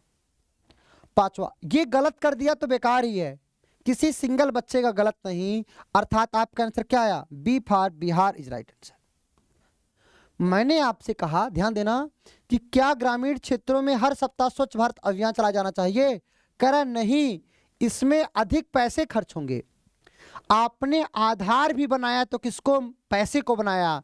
इसका मतलब आपकी मेंटल जो सोच है वो बहुत कमजोर है। आप पैसे के चलते किसी ग्रामीण क्षेत्र की जागरूकता को खत्म करने की बात कर रहे हैं, ये एकदम गलत है। ये तर्क आपका कमजोर तर्क है, इसलिए आपका क्या है? गलत हो जाएगा। आपने आधार भी बनाया, पैसे को बना दिया। अगला, हाँ, ग्रामीण इलाकों में लोग ऐसी परियोजनाओं और घटनाओं से अनजान हैं, इसलिए उन्हें सूचित किया जाना चाहिए। यह एकदम सही है, यह एकदम सत्य पर आधारित है, फैक्ट पर आधारित है, और यह तर्क एकदम व्यवहारिक है, अर्थात दूसरा तर्क एकदम मजबूत होगा। B is right answer, B for Bihar is right answer. बाबू मैं पढ़ा दूंगा, गलती नहीं होगा। देखो, जो लॉजिकल रीजनिंग का चैप्टर है आपको पता है, उसमें मेरे दोस्त ना तो कोई ट्रिक चलता है, ना तो कोई फार्मूला चलता है तो आपका केवल कॉन्सेप्ट, आपकी समझ। तो मेरे दोस्त, इस सवाल को बिना समझे आप आंसर नहीं दे सकते। यही वजह है रीजनिंग में ये प्रश्न आपके गलत हो जाते हैं। अगला सवाल क्या है? क्या सरकारी कर्मचारियों की छुट्टियों की संख्या कम की जानी चाहिए? बताओ क्या होगा। मान लो आप एडीओ में सेलेक्ट हो गए और आपके सामने एक प्रश्न आ गया, क्या सरकारी कर्मचारियों की छुट्टियों की संख्या कम की जानी चाहिए? करनी चाहिए तो क्यों करनी चाहिए, नहीं करना चाहिए तो क्यों नहीं करनी चाहिए? छठे नंबर सवाल का जवाब दीजिए। छठे का आंसर क्या होगा? बहुत बढ़िया। छठे का जितने बच्चे आंसर दे रहे हैं, ध्यान देना बाबू, छठे का आंसर अभी तुम देखते रहना, हिल जाओगे। क्या बोला? क्या सरकारी कर्मचारियों की छुट्टियों की संख्या कम की जानी चाहिए? कह रहा हां, हमारे सरकारी कर्मचारियों को दुनिया के अन्य देशों के मुकाबले सबसे ज्यादा छुट्टियां मिलती है। मतलब ये जो तर्क है, पहला तर्क, ये तुलना पर आधारित है। पहला तर्क किसी देश से तुलना कर दिया गया और किसी देश से तुलना जैसे कर दिया, ये तर्क आपका गलत हो जाएगा। जब भी आपका तर्क तुलना पर आधारित होगा तो गलत होगा। अरे बाबू, तुम अपना तर्क ना लगाओ कि उसके यादव प्रिंसू का नहीं, बिल्कुल नहीं करनी चाहिए क्योंकि उसके परिवार कैसे चलेगा। देखो फिर बोला हाँ, इससे सरकारी कार्यालयों की उत्पादकता बढ़ेगी। यह एकदम सही है। जब छुट्टियों की संख्या कम होगी तो निश्चित रूप से उसकी उत्पादकता बढ़ेगी। बोलो, जब बढ़ेगी तो इसका आंसर क्या होगा? सी फॉर कैट होगा। अपना फायदा मत देखो, उसके द्वारा जो दिया गया तर्क है कि छुट्टियों की संख्या कम क्यों होनी चाहिए, तो वह तर्क देता है इससे सरकारी कार्यालयों की उत्पादकता जो है बढ़ेगी। वह दूसरा तर्क एकदम सही है। समझ में आया? तुम अपना फायदा देखने लगे, टीचर बने नहीं कि अपना फायदा देखने लगे। इसका आंसर सी होगा। मतलब देखो, क्या सरकारी कर्मचारियों की छुट्टियों की संख्या कम करनी चाहिए? कह रहा हाँ, इससे सरकारी कार्यालयों में उत्पादकता बढ़ेगी। अर्थात क्यों का आंसर दिया है। क्यों छुट्टियों की संख्या कम करनी चाहिए? कह रहा उत्पादकता बढ़ेगी इससे, इसलिए कम कर दो। उसने क्यों का आंसर दे दिया, अर्थात आपका सी सही होगा। डी देने वाले बाबू समझ में आया? अपना फायदा मत देखो, तर्क के आधार पे सोचो। समझ में आया कि नहीं पुष्पेश बाबू? जैसे मैंने पूछा क्या सरकारी कार्यालयों में छुट्टियों की संख्या कम कर जानी चाहिए, आप कह रहे हाँ कम कर देनी चाहिए, इससे जो उत्पादकता है बढ़ेगी। तो आपने जो तर्क दिया कि छुट्टियों की संख्या इसलिए कम की जानी चाहिए कि उत्पादकता बढ़ेगी, मतलब जो कार्य है वो ज्यादा कार्य होगा, जो कार्य है ज्यादा होगा। अरे भैया, जब ऐसे समझो कि आदर्श सर सप्ताह में 6 क्लास लेते हैं तो ज्यादा सिलेबस कम कवर होता है। अगर मैं 4 क्लास लूंगा तो कम होगा ना, तो उत्पादकता वही है। ओके, आ जाओ अगला सवाल।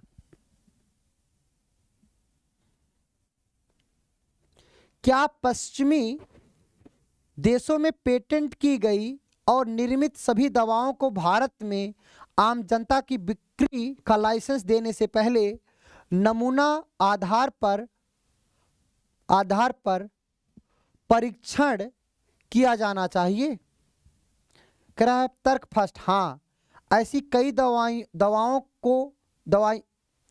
की भारतीय आबादी के लिए अलग अलग खुराक और अवधि की आवश्यकता होती है और इसलिए यह आवश्यक है। अगला, नहीं, यह बिल्कुल संभव नहीं और इसलिए इसे क्रियान्वित नहीं किया जा सकता। बताओ क्या होगा इस सवाल का जवाब? 7वें का आंसर क्या होगा? 7वें का होगा डी। 7वें का आंसर डी होगा। बाबू पढ़कर आप आंसर दे सकते हो। बहुत बढ़िया काव्यानिधि, बहुत बढ़िया। कैसे होगा ध्यान देना। क्या पश्चिमी देशों में पेटेंट की गई, मतलब पश्चिमी देशों की कोई दवा है जो पेटेंट है और निर्मित सभी दवाइयों को भारत में आम जनता की बिक्री के लाइसेंस देने से पहले नमूना आधार पर परीक्षण किया जाना चाहिए। कह रहा हाँ, ऐसी कई दवाओं की भारतीय आबादी के लिए अलग अलग खुराक और अवधि की आवश्यकता होती है और इसलिए यह आवश्यक है। मेरे दोस्तों देखो, देश अलग है, आपका वहाँ का वातावरण अलग है, आपको पता है। तो जो दवा मान लो अमेरिका में उसकी अलग खुराक है तो भारत में अलग होगी, तो भारत के लोगों के लिए सूट करेगा कि नहीं करेगा, इसके लिए जांच होनी चाहिए कि नहीं होनी चाहिए, या एकदम तार्किक है, एकदम व्यवहारिक है और इससे समाज का, भारत के लोगों का फायदा है, तो यह निश्चित रूप से अच्छा है। तो यह जो तर्क है एकदम प्रबल तर्क है। क्यों? क्योंकि ये लोग हित की बात कर रहा है, ये सच्चाई पर आधारित कर रहा है, ये आपका फैक्ट पर आधारित है। दूसरा कह रहा है नहीं, यह बिल्कुल संभव नहीं, इसलिए इसे क्रियान्वित नहीं किया। भैया बताओ कैसे संभव नहीं? अगर संभव नहीं तो किस प्रकार से संभव नहीं ये बताओ, किस वजह से संभव नहीं ये बताओ। तो मेरे दोस्त, इसने बोल दिया बिल्कुल संभव नहीं, लेकिन उसका कोई रीजन नहीं दिया क्यों संभव नहीं, इस क्यों का जवाब नहीं दिया। क्यों नहीं लागू करना चाहिए? कह रहा संभव नहीं। अरे कैसे संभव नहीं, इसको तो बताओ। ये आपका गलत हो जाए, केवल पहला सही अर्थात डी इज राइट आंसर। बोलो। बहुत बढ़िया काव्यानिधि, यस बहुत बढ़िया। मतलब जो ये कथन है, कथन जो है निश्चित रूप से स्पष्ट रूप से कथन की व्याख्या कर रहा है। जो कथन है तर्क फर्स्ट, उसकी व्याख्या कर रहा है स्पष्ट रूप से, लेकिन इस कथन का सेकंड वाला व्याख्या स्पष्ट रूप से नहीं कर रहा, इसलिए क्या हुआ, गलत हुआ। अगला 8वां नंबर सवाल, इस सवाल को देखिएगा।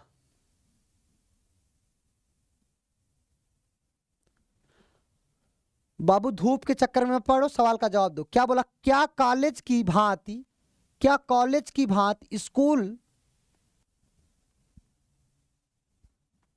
स्कूल स्तर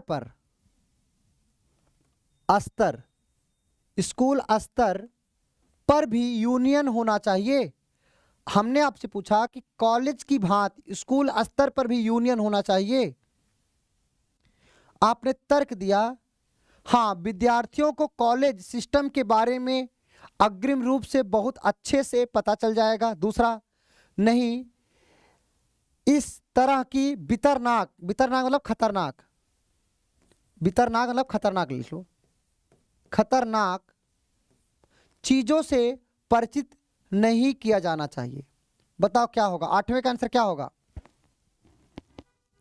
8वें का आंसर, जितने लोग ए फॉर आदर्श सर, जितने लोग ए आंसर दिए सभी का सही है। इसका आंसर होगा ए फॉर इलाहाबाद। बहुत बढ़िया, अच्छा आप लोग आंसर कर रहे हो।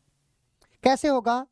हमने आपसे पूछा कि क्या कॉलेज की भांति स्कूल स्तर पर भी यूनियन होना चाहिए? आप करें हाँ, आपने इसकी सहमति जताई, आपने कहा हाँ, विद्यार्थियों को कॉलेज सिस्टम के बारे में अग्रिम रूप से बहुत अच्छे से पता चल जाएगा।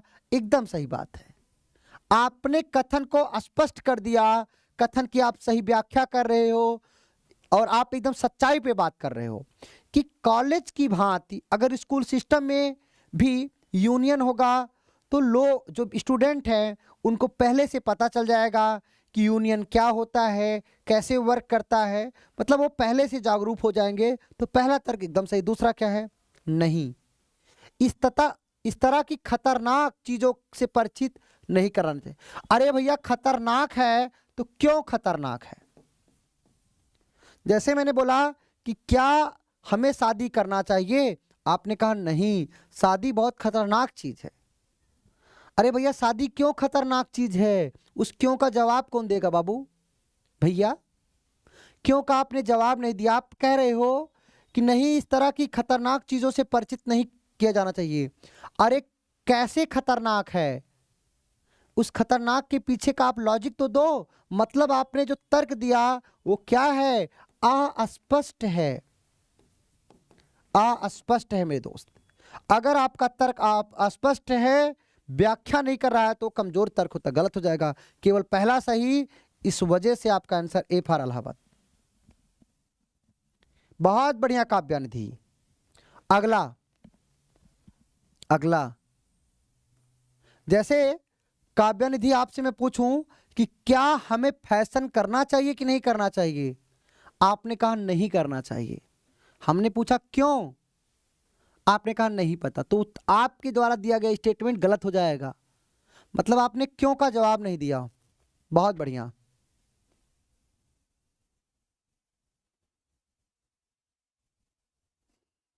बोलो बोलो चलो बाबू, इस सवाल को देखो और आंसर करो क्या होगा। बहुत बढ़िया, अच्छा आंसर कर रहे हो। क्या 14 वर्ष की आयु तक के सभी बच्चों के लिए शिक्षा अनिवार्य की जानी चाहिए? 9 नंबर सवाल, इसका आंसर क्या होगा भैया? देखो, जीवन स्तर की बात अलग होती है। जीवन स्तर मतलब लाइफ स्टाइल, वो अलग बात हो गया भैया। ये तो यहां पर कथन में कहीं जीवन स्तर के बारे में बात किया है क्या? कथन में जीवन स्तर के बारे में बात नहीं किया। कथन में जीवन स्तर के बारे में बात नहीं किया तो तर्क कैसे जीवन स्तर के बारे में कर सकते हो? गलत हो जाएगा। केवल आपका पहला सही होगा, अर्थात सी आंसर होगा। इसका जवाब क्या होगा? सी होगा। कुछ लोग डी दे रहे हो, देखो कैसे। क्या 14 वर्ष की आयु तक के सभी बच्चों के लिए शिक्षा अनिवार्य कर देनी चाहिए? करा हाँ। उसने सहमति जब व्यक्त की, करा हाँ। इससे बच्चों के जबरन रोजगार की व्यवस्था को खत्म करने में मदद मिलेगी। मतलब कह रहा है कि क्या 14 वर्ष की आयु के कम बच्चों के लिए शिक्षा अनिवार्य कर देनी चाहिए? तो तर्क दे रहा है हाँ, इससे बच्चों में जबरन रोजगार की व्यवस्था क्या होगी? खत्म होगी। मतलब जो जबरदस्ती जो बच्चों से काम करवाते हैं, इसकी व्यवस्था में कमी आएगी। एकदम सही बात है, एकदम व्यवहारिक है, ये एकदम सही हो जाएगा। बोलो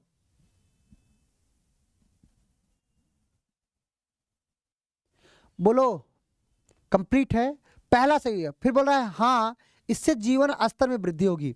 भैया कथन में कहीं जीवन स्तर के बारे में बात नहीं किया गया। जीवन स्तर एक अलग चीज है, आप जानते हो। तो जीवन स्तर अलग चीज है, तो आपका पहला केवल सही, दूसरा गलत, अर्थात सी इज राइट आंसर। अगला सवाल 10 नंबर का, आश्रुति। इस सवाल को देखो, बच्चे एकदम धीरे धीरे आंसर दे रहे हैं। हाँ बंटी बाबू, धीरे धीरे सवाल करा रहे हैं, ज्यादा तेज कराएंगे तो क्या मतलब निकलेगा? चांदनी, अगला सवाल क्या लिखा है? क्या एकल परिवार संयुक्त परिवार से बेहतर है? जैसे हमने बोला कि क्या एकल परिवार, एकल परिवार का मतलब है माता पिता और उनके बच्चे, मतलब जैसे मैं, मेरी पत्नी, मेरे बच्चे। संयुक्त परिवार दादा दादी, चाचा चाची, ये बुआ, ये लोग संयुक्त परिवार में आते हैं। तो आपसे प्रश्न पूछता हूं, क्या एकल परिवार संयुक्त परिवार से बेहतर है? आपने तर्क दिया पहला और दूसरा, बताओ क्या होगा? इस 10 नंबर सवाल का जवाब क्या होगा?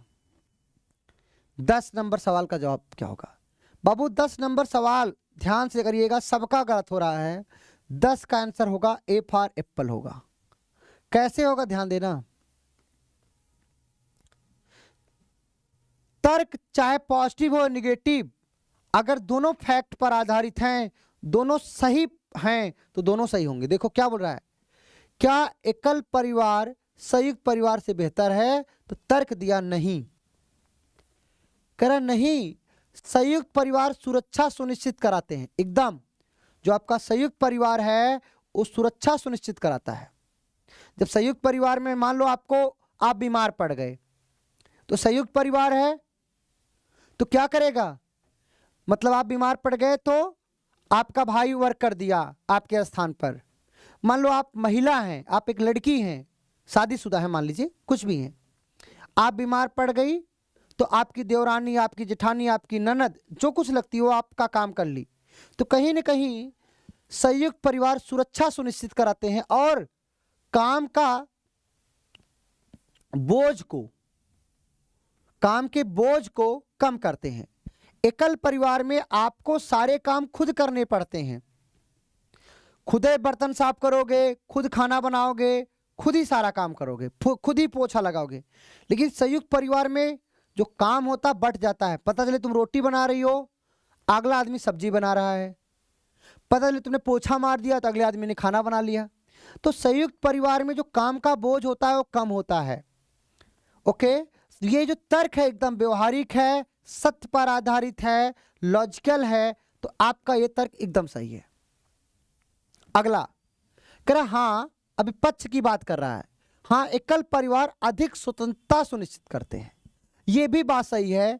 जो एकल परिवार होता है जिसमें माता, पिता और बच्चे होते हैं, उसमें स्वतंत्रता होती है। और यही वजह है हमारे देश में अब एकल परिवार ज्यादा हो रहा है। अब संयुक्त परिवार की संख्या बहुत कम हो गई, क्योंकि आजकल हर कोई उड़ना चाहता है, फुरुर फुरुर। तो वही बोला है, हाँ, एकल परिवार अधिक स्वतंत्रता सुनिश्चित करते हैं। भैया एकल परिवार में किसी से पूछना नहीं है, खुद के तुम मालिक हो, कहीं भी चले गए। तुम्हारी बीवी खुद की मालकिन है, कहीं चले गए। तो दोनों एकल परिवार में स्वतंत्रता होती है। एकल परिवार में स्वतंत्रता आपकी होती है, आप अपने बच्चे को किसी भी स्कूल में पढ़ा सकते हो। लेकिन वहीं संयुक्त परिवार होता तो आपकी माता पिता उसमें कुछ न कुछ अपना राय देते, या आपको कहीं जाना होता तो माता पिता से पूछ के जाना होता है। तो आपको पता है कि एकल परिवार में अधिक स्वतंत्रता होती है। आप कहीं भी नौकरी कर सकती हो, कहीं भी जा सकती हो, कुछ भी कपड़े पहन सकते हो, कुछ भी बना के खा सकते हो। लेकिन संयुक्त परिवार में ऐसा नहीं होता है। संयुक्त परिवार में आप कपड़ा पहनोगे, मम्मी कहेंगी अरे कैसा कपड़ा पहन रही हो, या लड़की के साथ भी सेम चीजें होती हैं।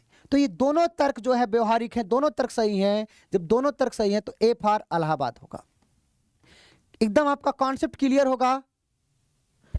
हाँ एग्जैक्टली देखो, मैं ये नहीं बोलूंगा कि ज्वाइंट फैमिली अच्छी है, एकल परिवार अच्छा है। दोनों अलग अलग स्थानों पे सही और गलत होते हैं।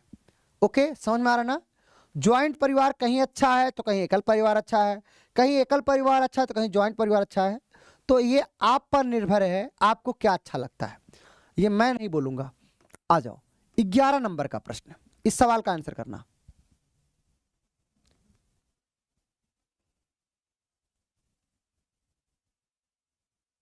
बोलो। हाँ, बड़ा अच्छा एक बच्चे ने कमेंट किया है, सर एकल परिवार में जोमेटो स्विगी जिंदाबाद। यस, एकदम राइट कह रहे भाई, दिल की बातें आपने कह दिया। एकल परिवार में आप अकेले हो, मैडम जी को खाना बनाने का नहीं मन है तो जोमेटो से बुक कर दिया, स्विगी बुक कर दिया। चलो अगला सवाल।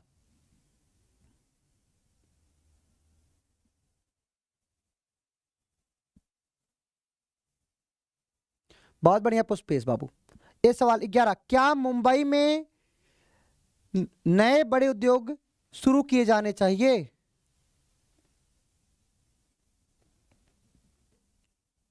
जैसे ध्यान देना, क्या मुंबई में नए बड़े उद्योग शुरू किए जाने चाहिए? ध्यान समझना, इसका आंसर क्या होगा? पहला तर्क दिया हाँ, यह नौकरी के अवसर पैदा करेगा। एकदम सही बात है। जब नए उद्योग आएंगे तो निश्चित रूप से उससे क्या होगा, नौकरी के अवसर प्रदान होगा, यह सही हो जाएगा। करा नहीं, यह शहर में प्रदूषण को बढ़ाएगा, यह भी बात सही है। कह रहा कि क्या मुंबई में बड़े उद्योगों को शुरू किया जाना चाहिए? कह रहा हाँ, इससे नौकरी के अवसर प्रदान होगा, एकदम तर्क सही। दूसरा कह नहीं, यह शहर में वायु प्रदूषण को बढ़ाएगा, यह भी बात सही है। जब उद्योग खुलेंगे तो वायु प्रदूषण होगा। तो चूंकि ये देखो पॉजिटिव है, ये निगेटिव है, तो इसमें से कोई एक सही हो सकता है। या तो उद्योग खुलेगा या तो नहीं खुलेगा, तो यहां पर बनेगा या तो फर्स्ट या तो सेकंड। अर्थात आपका आंसर आएगा A for Allahabad. A for Allahabad. समझ में आया? मतलब दोनों सही हैं लेकिन दोनों एक साथ नहीं हो सकते। दोनों सही थे लेकिन दोनों एक साथ नहीं सही होंगे। या तो कंपनी खुलेगा या तो नहीं खुलेगा। खुलेगा तो अवसर प्रदान होंगे और नहीं खुलेगा तो ये होगा। अरे बाबू उसने, हाँ बहुत बढ़िया, कुमारी पिंकी कह रही हैं कि क्या मुंबई में बड़े उद्योग शुरू किए जाने चाहिए, किस प्रकार के उद्योगों की बात किया, इसका स्पष्टीकरण किया नहीं है। तो जब स्पष्टीकरण नहीं किया है तो कैसे आप कह सकते हो कि वो वायु प्रदूषण वाला ही है या वैसे। लेकिन अगर उद्योगों की बात किया है तो उसकी एक संभावना है ना कि वायु प्रदूषण हो सकता है, नहीं वाला है तुमको कैसे पता, मतलब उसकी संभावना है ना। तो तर्क दोनों दिए जा सकते हैं, या तो पहला होगा या तो दूसरा। समझ में आया? A for Allahabad. अगला प्रश्न, ये क्रिकेट मैच से संबंधित है। सभी लड़के लोग अगर गलत कर दिए तो दिक्कत हो जाएगी बाबू। ये आपका 12 नंबर का सवाल है, इस सवाल को आप पढ़िएगा। क्या एक मैच के दौरान एक क्रिकेट टीम में एक से अधिक कप्तान होने चाहिए? पहला तर्क बोलता है नहीं, किसी को मौके पर निर्णय लेने की जरूरत है और ऐसा परिदृश्य सामने आने पर मैदान पर कप्तानी के बीच परस्पर विरोधी विचारों को हल करने का समय नहीं होगा। पहला तर्क। दूसरा, हाँ यह हमेशा बेहतर होता है कि निर्णय लेने से पहले समझने के लिए ज्यादा दिमाग लगाया जाए। बताओ क्या होगा, कौन सा तर्क मजबूत है? 12 नंबर सवाल आपके स्क्रीन पर, बताओ 12 नंबर सवाल, 12 का आंसर क्या होगा बाबू? 12 का आंसर देखिएगा, 12 का आंसर होगा ए। 12 का आंसर क्या होगा? ए होगा। सी देने वाले बच्चे गलत हो, ए और सी में कंफ्यूज हो गए। देखो थोड़ा सा लॉजिकली सोचो आप, देखो क्या बोला है, क्या एक मैच के दौरान, ध्यान देना, क्या एक मैच के दौरान एक क्रिकेट टीम में एक से अधिक कप्तान होने चाहिए? करा नहीं, नहीं, किसी को मौके पर निर्णय लेने की जरूरत है और ऐसा परिदृश्य सामने आने पर मैदान पर कप्तानों के बीच परस्पर विरोधी विचारों को हल करने का समय नहीं होगा। एकदम सही बात है। जब एक से अधिक कप्तान होंगे तो निश्चित रूप से असहमति होगी, कोई कुछ कहेगा कोई कुछ कहेगा, तो ऐसे में आप निर्णय नहीं ले पाओगे। ले पाओगे क्या? मतलब पावर एक जगह होनी चाहिए तब निर्णय ले पाओगे। पता चले 4 कप्तान है, चारों आपस में लड़ गए, कोई कह रहा है नहीं, कोई कह रहा है नहीं, ऐसे करने लगे, टाइम लग गया। तो ये जो तर्क है एकदम सही है, व्यवहारिक है, ये एकदम सही है। पहला तर्क एकदम मजबूत है, एकदम सही व्याख्या कर रहा है, लॉजिकल है, बहुत बढ़िया। फिर बोला हाँ यह हमेशा बेहतर होता है कि निर्णय लेने से पहले समझने के लिए ज्यादा दिमाग लगाए जाए। एकदम आप देखते होंगे जैसे आपके घर में घर बन रहा है, क्या कोई निर्णय लेने वाले होते हैं तो आप अपने परिवार के मेंबर के साथ बैठकर चर्चा करते हैं। क्या होता है इससे कि एक से अधिक दिमाग होने पर आप अच्छा निर्णय ले पाते हो। बोलो, या जैसे मुझे शादी करना है, एक बात बता रहा हूं आपको, तो मैं डिस्कस करूंगा, मान लो मेरा कोई फेवरेट स्टूडेंट है, मैं बताऊंगा कि मैं ऐसा है तो मैं ऐसा शादी करना चाहता हूं। तो ऐसे में क्या होता है कि जब एक से अधिक दिमाग जाते हैं तो निर्णय लेने में आसानी होती है। ये तर्क भी एकदम सही है, अर्थात दोनों तर्क मजबूत हैं। लेकिन दोनों तर्क एक साथ नहीं हो सकते, दोनों तर्क एक साथ नहीं हो सकते, या तो इसमें पहला होगा या तो दूसरा होगा। ये दोनों तर्क एक साथ नहीं हो सकते। इस सिचुएशन में आपका आंसर ए होगा। भैया क्रिकेट के मैच में, बोलो बाबू जिसको मोमो क्या होता है? मोमोज। बाबू जिसको मोमो खाना हो जाए, क्लास ऐसे चलेगी, ठीक है, कंप्लीट है। मोमो खाना है, आप लोग यार गजब गजब के इंसान हो यार। अगला प्रश्न, कथन, 13 नंबर का सवाल। इस सवाल को देखिएगा, कोई एक ही होगा, बहुत बढ़िया। क्या कॉलेज विश्वविद्यालयों में छात्र संघ होना चाहिए? देखो, क्या कॉलेज विश्वविद्यालयों में छात्र संघ होना चाहिए? अगला सवाल 13 नंबर का, बताओ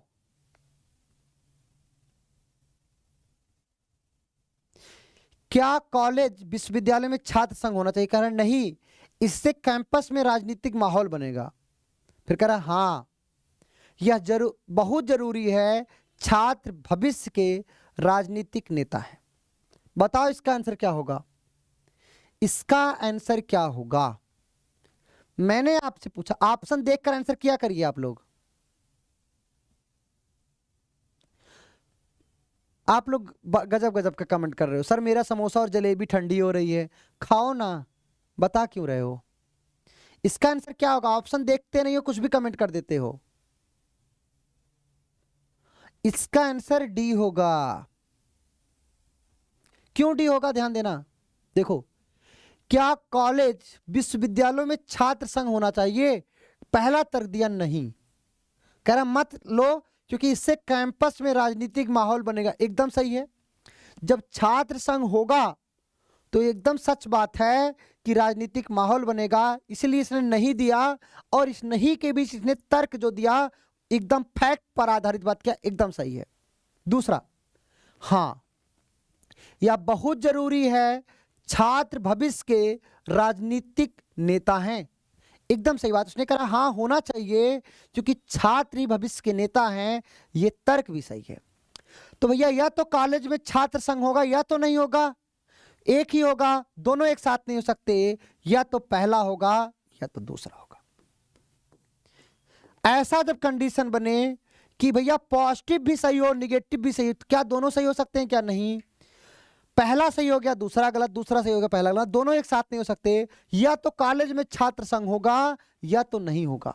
और दोनों जो तर्क दिया गया था दोनों सही था, इसलिए या तो पहला या तो दूसरा।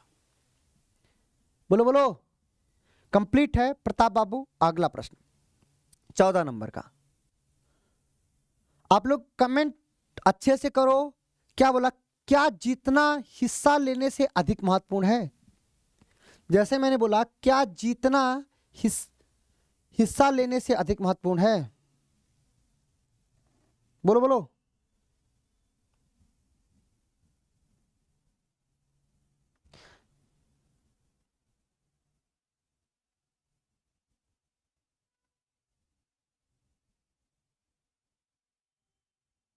बोलो क्या होगा? 14 नंबर, क्या जीतना हिस्सा लेने से अधिक महत्वपूर्ण है?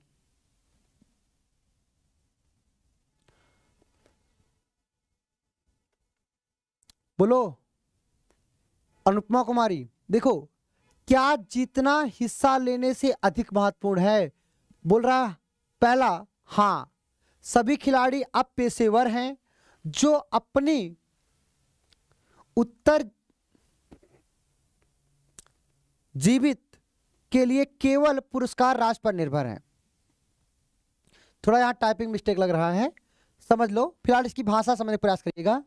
हाँ सभी खिलाड़ी अब पेशेवर हैं जो अपनी उत्तर जीवित के लिए केवल पुरस्कार पर निर्भर हैं।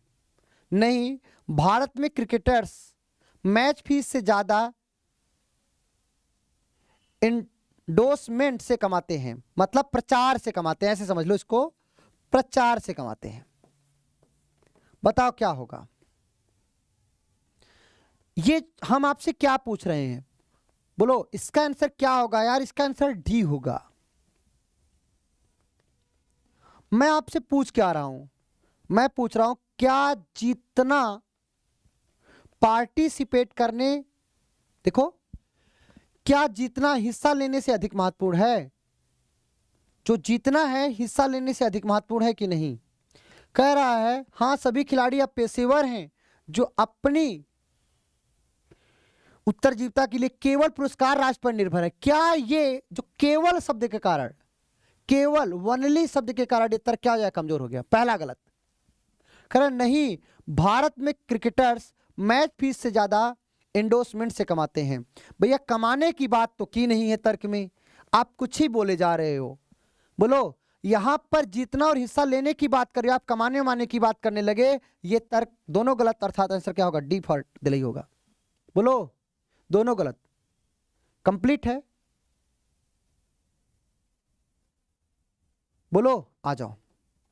अगला सवाल, क्या विदेशों में काम कर रहे भारतीय वैज्ञानिकों को वापस भारत बुलाया जाना चाहिए? 15 नंबर का सवाल। सवाल को देखना, पहला तर्क दूसरा तर्क।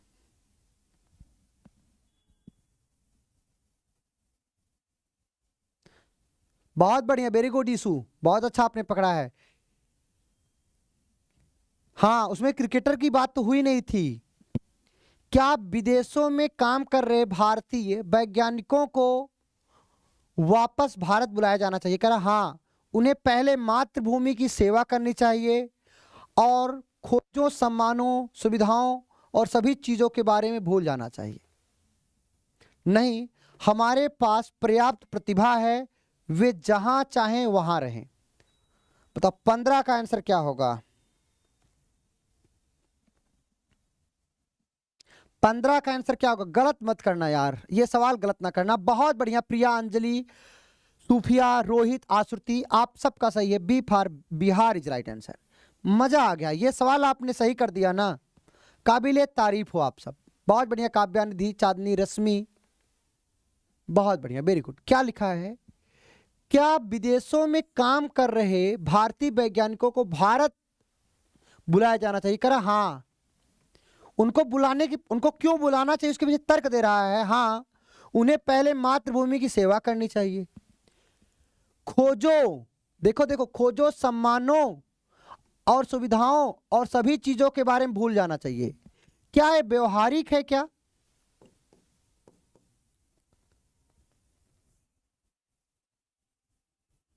बताओ, क्या ये व्यवहारिक है? क्या बताओ, क्या ये व्यवहारिक है? नहीं व्यवहारिक है, अर्थात ये आपका क्या हो जाएगा? गलत हो जाएगा। कह खोजो, सुविधाओं, सम्मानों को भूल जाना चाहिए, गलत हो जाएगा। पुष्पेश करे सबसे पहले हम दिए, बहुत बढ़िया। अरे यादव, मिस प्रिंसू, पता नहीं नाम ही क्या लिखते हो, इसलिए पढ़ने का मन ही नहीं करता। दूसरा, नहीं हमारे पास पर्याप्त प्रतिभा है। अरे आपके पास पर्याप्त प्रतिभा है इसलिए भारतीयों को नहीं बुलाओगे क्या? वे जहां है चाहे वहां रह सकते हैं। ये तो तर्क एकदम कमजोर है कि हमारे पास पर्याप्त प्रतिभा है, वो जहां चाहे वहां रह सकते हैं। ये दोनों तर्क कमजोर तर्क है, अर्थात इसका आंसर क्या होगा? B for Bihar is right answer. बोलो, कंप्लीट है। अगला 20 सवाल कराएंगे बाबू, फिर आपको होमवर्क देंगे। 20 सवाल आपको कराएंगे। क्या लिखा है? क्या उत्पाद विज्ञापन, मतलब आप देखते होंगे तेल, मसाला, fair and lovely, fair and handsome, लाली लिपस्टिक, कपड़े, इन सब का प्रचार आता रहता है। तो आप देखिए ना, क्या उत्पाद विज्ञापन पर प्रतिबंध लगाया जाना चाहिए? कह रहा क्या उत्पाद विज्ञापन पर प्रतिबंध लगाया जाना चाहिए? तर्क दे रहा है नहीं, यह एक विज्ञापन का युग है। जब तक आपका विज्ञापन आपके अन्य प्रतिस्पर्धियों से बेहतर नहीं होगा, उत्पाद नहीं बिकेगा। पहला तर्क। दूसरा, हाँ विज्ञापन पर खर्च किया जाने वाला पैसा बहुत बढ़ जाता है और इससे उत्पाद की लागत बढ़ जाती है। बताओ क्या होगा? इसका आंसर क्या होगा?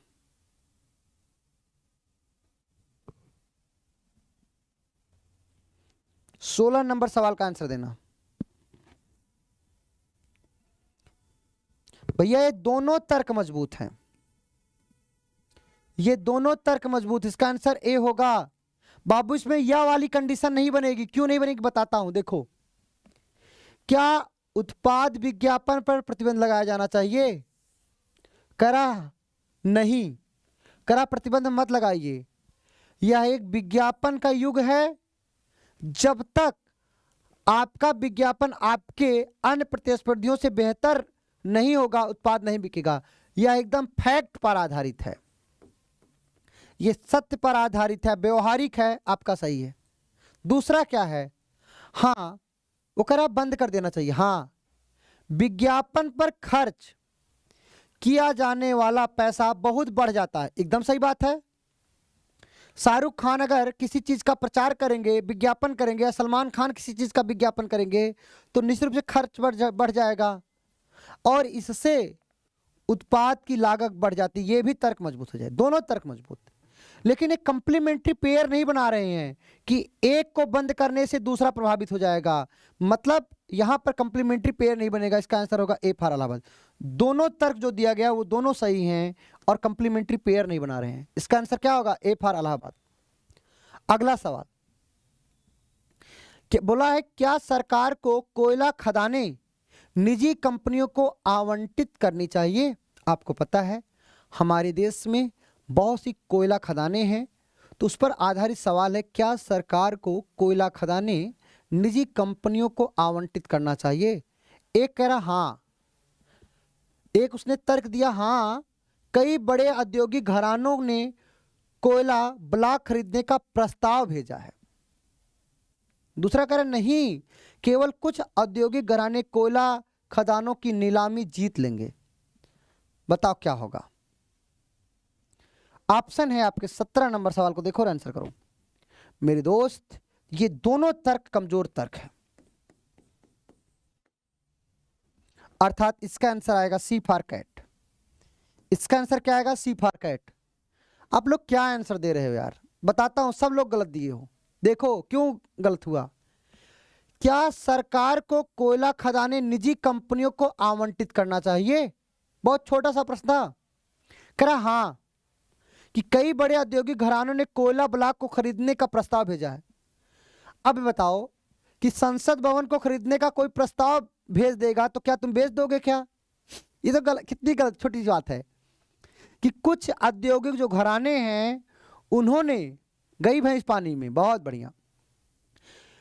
कुछ घराने जो है या कुछ अमीर लोगों ने कोयला खदान खरीदने का प्रस्ताव भेजा, क्या इसलिए हम खदान बेच देंगे? बोलो, कोई उद्योगपति आए उस कहे कि हम पूरे भारत को खरीदना चाहते हैं तो इसलिए हम भारत को बेच देंगे क्या? बोलो, या कोई कहे कि हम संसद भवन खरीदना चाहते हैं, प्रस्ताव भेजे अमीर लोग, तो क्या उसको भेज दोगे क्या? नहीं करोगे। मतलब हाँ, कई बड़े औद्योगिक घरानों ने कोयला ब्लॉक खरीदने का प्रस्ताव भेजा है। अरे प्रस्ताव भेजने मात्र से हम उसको बेच देंगे क्या? नहीं, ये गलत हो जाएगा। अगला, नहीं, केवल कुछ औद्योगिक घराने कोयला खदानों की नीलामी जीत लेंगे। कुछ ही लोग जीत लेंगे, इस डर के मारे हम इसको मतलब बेचे ही ना। जैसे मान लो मुझे घर बेचना है, मुझे मान लो घर बेचना है, मैं इस डर के मारे ना बेचूं कि कुछ लोग खरीद लेंगे, कुछ अमीर लोग खरीद लेंगे, तो ये भी तर्क क्या हो जाएगा? कमजोर हो जाएगा। दोनों तर्क कमजोर हो जाएगा। जब दोनों तर्क कमजोर हो जाएगा, C for cat is right answer. क्या हो जाएगा? C for right answer. बोलो, मतलब कुछ लोग खरीदेंगे इसलिए हम बेच दें, ये भी गलत हो जाएगा। और कुछ लोग हमारा सामान खरीद लेंगे, इस डर के मारे मैं बेचूं ही ना, ये भी गलत है। मान लो मेरे पास एक बहुत शानदार घोड़ा है, बात को समझिएगा, और कुछ लोग खरीदने आए, उन्होंने प्रस्ताव रखा है घोड़ा मुझे चाहिए, तो उनके प्रस्ताव मात्र पे मैं घोड़ा बेच दूंगा क्या? नहीं, नहीं बेचेंगे। किसी के प्रस्ताव रखने से घोड़ा थोड़े बेच देंगे। फिर दूसरा, अब हमारे पास घोड़ा है, मान लो हमें बेचना है, हम इस डर के मारे घोड़ा ना बेचें कि पवन खरीद लेंगे, कि शत्रुघ्न सर खरीद लेंगे, या पवन सर या कोई भी खरीद लेगा, मतलब किसी के डर के मारे हम अपनी चीजों को ना बेचें, ये भी कमजोर हो जाएगा। अर्थात दोनों तर्क क्या थे? कमजोर तर्क थे। जब दोनों तर्क कमजोर थे, इसका आंसर हुआ C for cat is right answer. I hope आप समझ पाए होंगे। कंप्लीट है कि नहीं? सोचना पड़ेगा आपको। अगला सवाल 18 नंबर, 20 सवाल आपको कराएंगे, फिर आपको होमवर्क देंगे और ये चैप्टर आपका कंप्लीट हो जाएगा। इस सवाल को देखा, बहुत बढ़िया प्रिया। बोला है ऊर्जा की आवश्यकताओं को पूरा करने के लिए भारत को सौर ऊर्जा का उपयोग करने का प्रयास करना चाहिए। बहुत बढ़िया। बोला ऊर्जा की आवश्यकताओं को पूरा करने के लिए भारत को सौर ऊर्जा का उपयोग करने का प्रयास करना चाहिए। तर्क दिया, पहला तर्क, फर्स्ट एंड सेकंड, बताओ क्या होगा? हाँ, भारत में उत्पादित ऊर्जा मुख्यतः सीमित है। दूसरा, नहीं, सौर ऊर्जा संयंत्र स्थापित करने के लिए बहुत बड़ी पूंजी की आवश्यकता होगी, जिसकी भारत में कमी। अरे भैया भारत में कैसे कमी है, भारत में पैसे की कमी कैसे है, तुमको कैसे पता चला? कह नहीं, सौर ऊर्जा संयंत्र स्थापित करने के लिए बहुत बड़ी पूंजी की आवश्यकता होगी, जिसकी भारत में कमी है। ये तर्क पैसे पर आधारित हो गया और तुम्हें थोड़े पता है कि भारत पर पैसा है कि नहीं है। तो ये तर्क दिया गया तर्क, सरकार को आप कमजोर दिखा रहे हो। जब आप सरकार को कमजोर दिखाओगे तो आपका तर्क कमजोर हो जाएगा। अगला कह रहा हाँ, भारत में उत्पादित ऊर्जा मुख्यतः सीमित है। बहुत बढ़िया, हमारे पास जो उत्पादित ऊर्जा है वो मुख्यतः सीमित है, इसलिए हमें सौर ऊर्जा पे जाना चाहिए। यही वजह है, आप देखते होंगे सोलर लाइट आ रहा है, सोलर पैनल्स आ रहे हैं, खेतों में सोलर पैनल के माध्यम से सिंचाई हो रही है।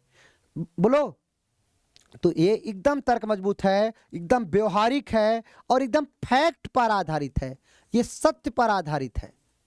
भैया आप लोग लाइब्रेरी में जो इस लैंप से पढ़ते हो, सोलर लैंप है कि नहीं है? तो पहला सही, अर्थात पहला सही, तो क्या आंसर होगा? सी इज राइट आंसर। क्या आंसर होगा? सी इज राइट आंसर। कंप्लीट है, बोलो आ जाओ। कंप्लीट है, आ जाओ। आपके स्क्रीन पर 19 नंबर सवाल, 19 नंबर सवाल, बढ़िया सा प्रश्न है। क्या शुभम को 1 वर्ष के लिए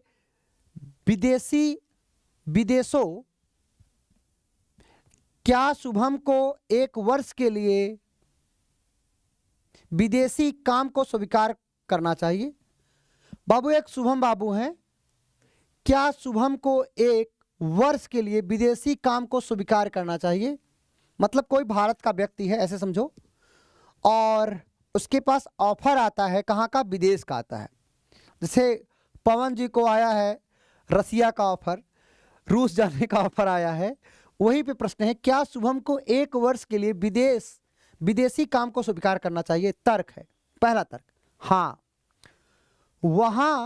वह अधिक धन कमा सकता है, वह वहां पर अधिक धन कमा सकता था, मतलब धन कमा सकता है इसलिए काम को स्वीकार करना चाहिए, पहला तर्क। दूसरा, नहीं, शुभम के बूढ़े माँ बाप प्रायः बीमार रहते हैं और उनकी पत्नी भी गर्भावस्था की नाजुक स्थिति में है।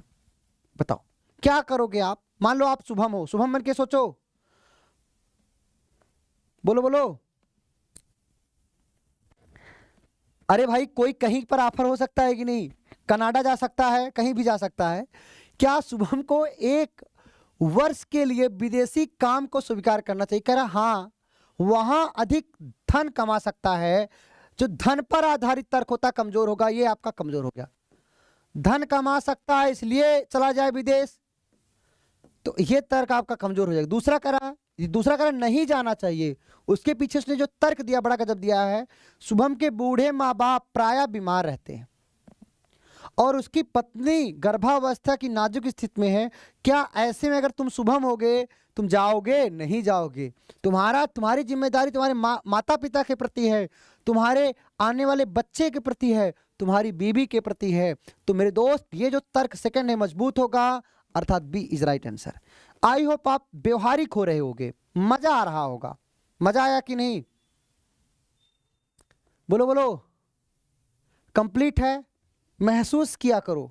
अगला सवाल गलत मत करना। 20 नंबर का सवाल आज का अंतिम सवाल है और स्टेटमेंट आर्गुमेंट आप अच्छे से समझ गए हो। मजा आ गया हो तो एक बार आप लोग कमेंट बॉक्स में लाइक कर दो, एस लिख के कमेंट कर दो, दिल बना दो, जो मर्जी सो कर दो। बाबू बताओ कैसा रहा सेशन आज का? क्या सरकार को प्लास्टिक के उत्पादन को प्रोत्साहित करना चाहिए?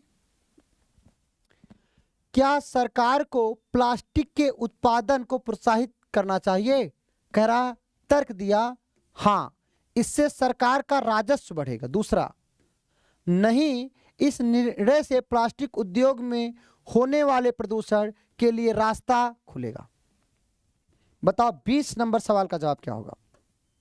बोलो बोलो, 20 का आंसर क्या होगा? बहुत बढ़िया, 20 का आंसर आप लोग काबिले तारीफ आंसर किए हो, 20 का बी। भैया राजस्व बढ़ेगा इसलिए अफीम बेचना चाहिए, क्या गलत हो जाएगा। राजस्व तो अफीम से भी बढ़ोतरी हो जाएगा, गुटखा से भी हो जाएगा, इसलिए गुटखा बेचना चाहिए खूब, इसलिए महुआ वाली शराब बेचना चाहिए क्योंकि राजस्व बढ़ेगा। तो गड़बड़ हो जाएगा। मतलब क्या सरकार को प्लास्टिक के उत्पादन को प्रोत्साहित करना चाहिए, कह रहा हाँ इससे राजस्व बढ़ेगा, राजस्व बढ़ेगा, लेकिन जो इससे प्रदूषण होगा, जो इससे समाज में प्रभाव पड़ेगा, उसको कौन देखेगा, इसलिए ये जो तर्क है कमजोर हो जाएगा।